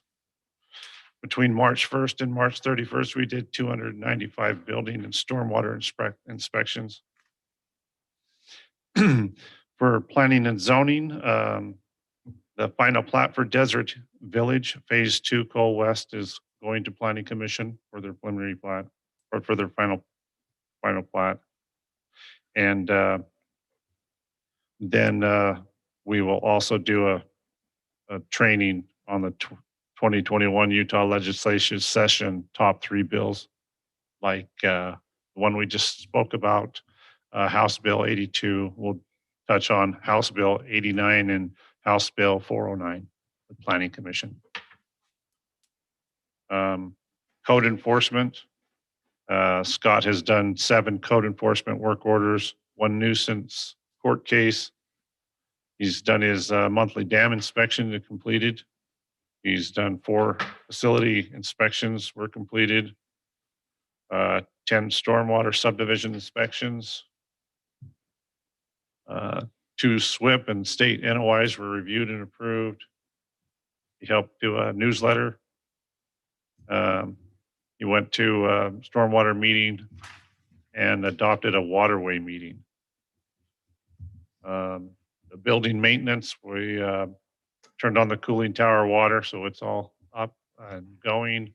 We're working on a bid so that somebody monitors that cooling tower, comes, checks the belts, the pads and everything, but we need 3 bids, so we're waiting for those bids to come in. We have a leak, a bypass leak up in the mezzanine that's going to cost about $1,500 to fix. We're getting warm water in our urinals and our toilets upstairs because of a bypass valve, and we've ordered a contract with Ace Mechanical to come in and fix that, about $1,500 on building maintenance. Building's going good. I mean, you can see our commercial projects up there are coming out of the ground. A lot of block work going on right now on Tag and Go. The same block people that are doing Tag and Go will move right over and do Mo Bettas or the RNO project. You see, the roof is starting to get on Ace hardware. They've got to build a pad over at Quinchit, and they're installing their grease trap. They're starting to do the driveway at Tag and Go. So they figure on Tag and Go a couple more weeks with the block work, and they'll be pretty well on their way. The building department has put a building department survey on the website. So any contractor that wants to go on there and rate the building department for quality of service, so that way the building department knows what the contractors are feeling. We've sent that out to all our contractors. We got 16 respondents. Most of them were positive. If you want to see that, there's a copy. It's on the website. It's anonymous, so if they don't want to put their name down, they don't have to. And we just want any kind of comments back to the building department so that we can move forward. And if there's a problem, we can resolve that. So I think we're probably the only building department down in southern Utah that's put a survey out. So we hope that works for us. Other than that, just busy. And any questions? Comments? Thank you, Corey. Welcome. Bob, anything? I don't have anything unless you have any questions for me. Questions for Bob, council? Thank you, Bob. Appreciate you being here. Matt, anything else? Brock? Yeah, just a couple things. I'll update. We're still working a little bit to Brad, cameras in our parks. Still working on those, getting the internet and some of those where they can. Like the cameras are here waiting on InfoWest to get a few things done internet wise, and then we'll be getting our cameras in the parks up and running. We have Steve Hansen from the trust called me the other day. They kind of mentioned about a training.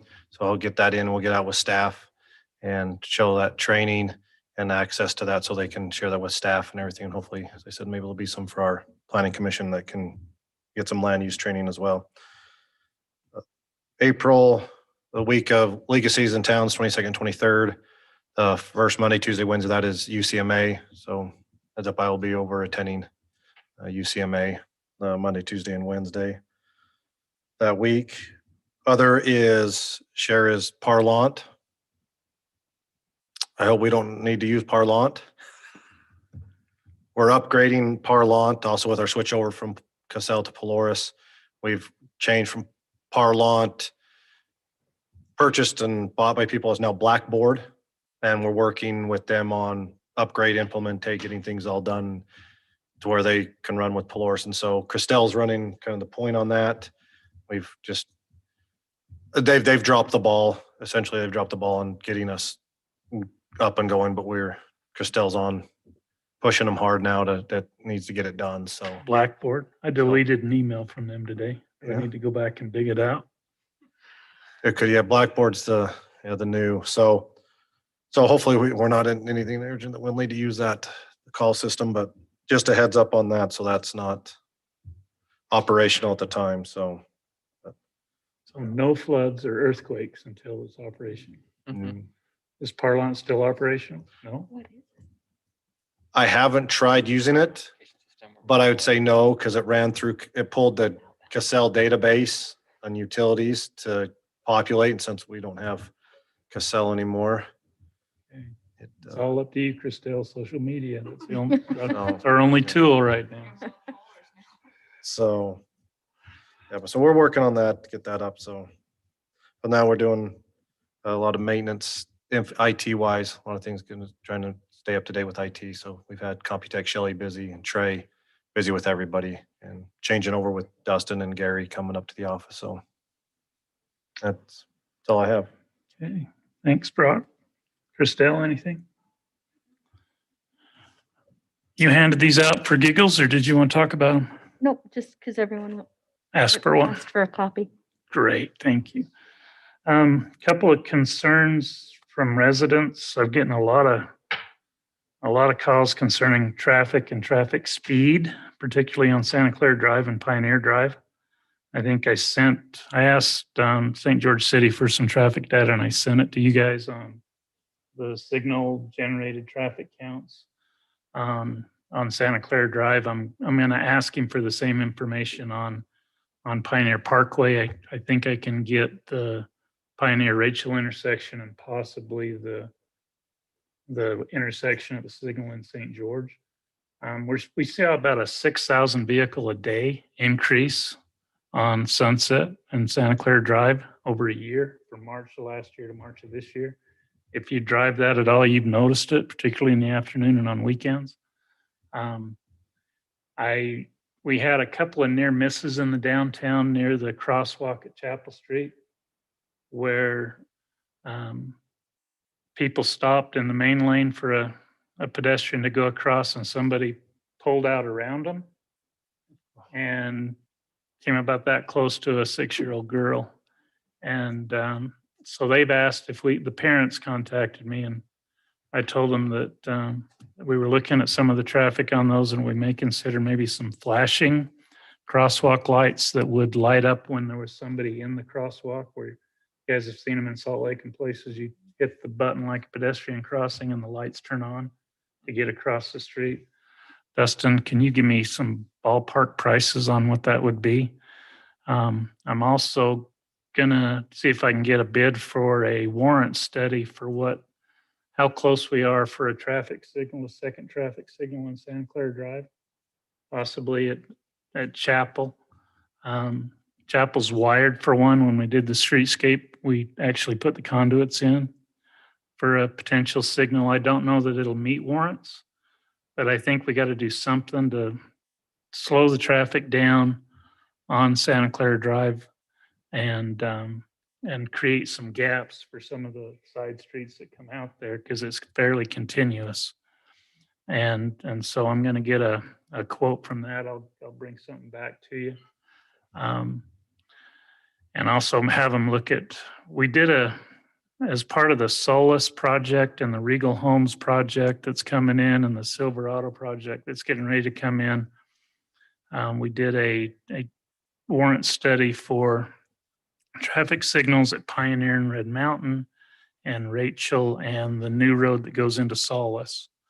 And with the proposed development up there, if you count Black Desert and everything, the one at Rachel and the road into Solus doesn't seem that it would meet warrants for a long time.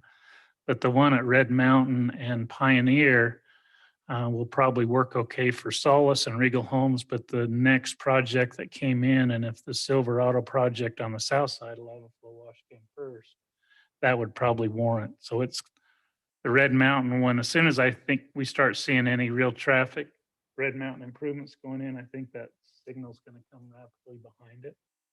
It's in the traffic impact study.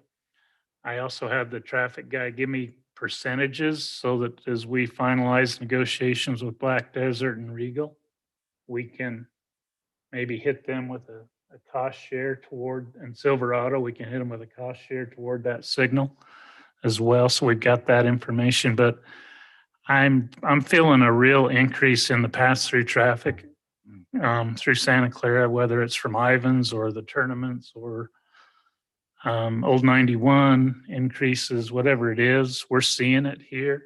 It's having an impact on the quality of life, and we've got to look at maybe some changes, a safety study or something. If you can get with Chief Flowers, have him do a speed study on Pioneer for me. Okay. Maybe one in the downtown Santa Clara too. Unmarked rigs or use his machine. Pioneer and SC Drive. Okay.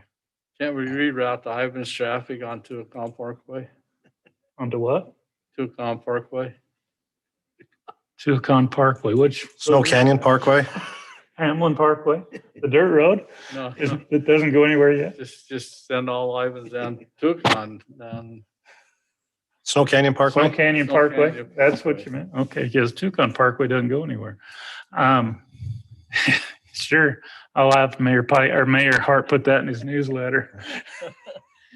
Along with that, I Have state approval to put in a traffic light. It just has to meet warrants. What does that mean? There's 6, 7 safe, they're warrants for a signal. Accidents, traffic, delays, left turn delays, there's like 7 of them. If you don't meet a warrant and you put a signal in and somebody has an accident there, the personal injury attorneys will own the building. It's one of the Will they pay thresholds. the bills? We asked them that before. When they threatened us to repossess the building, I waited as an option.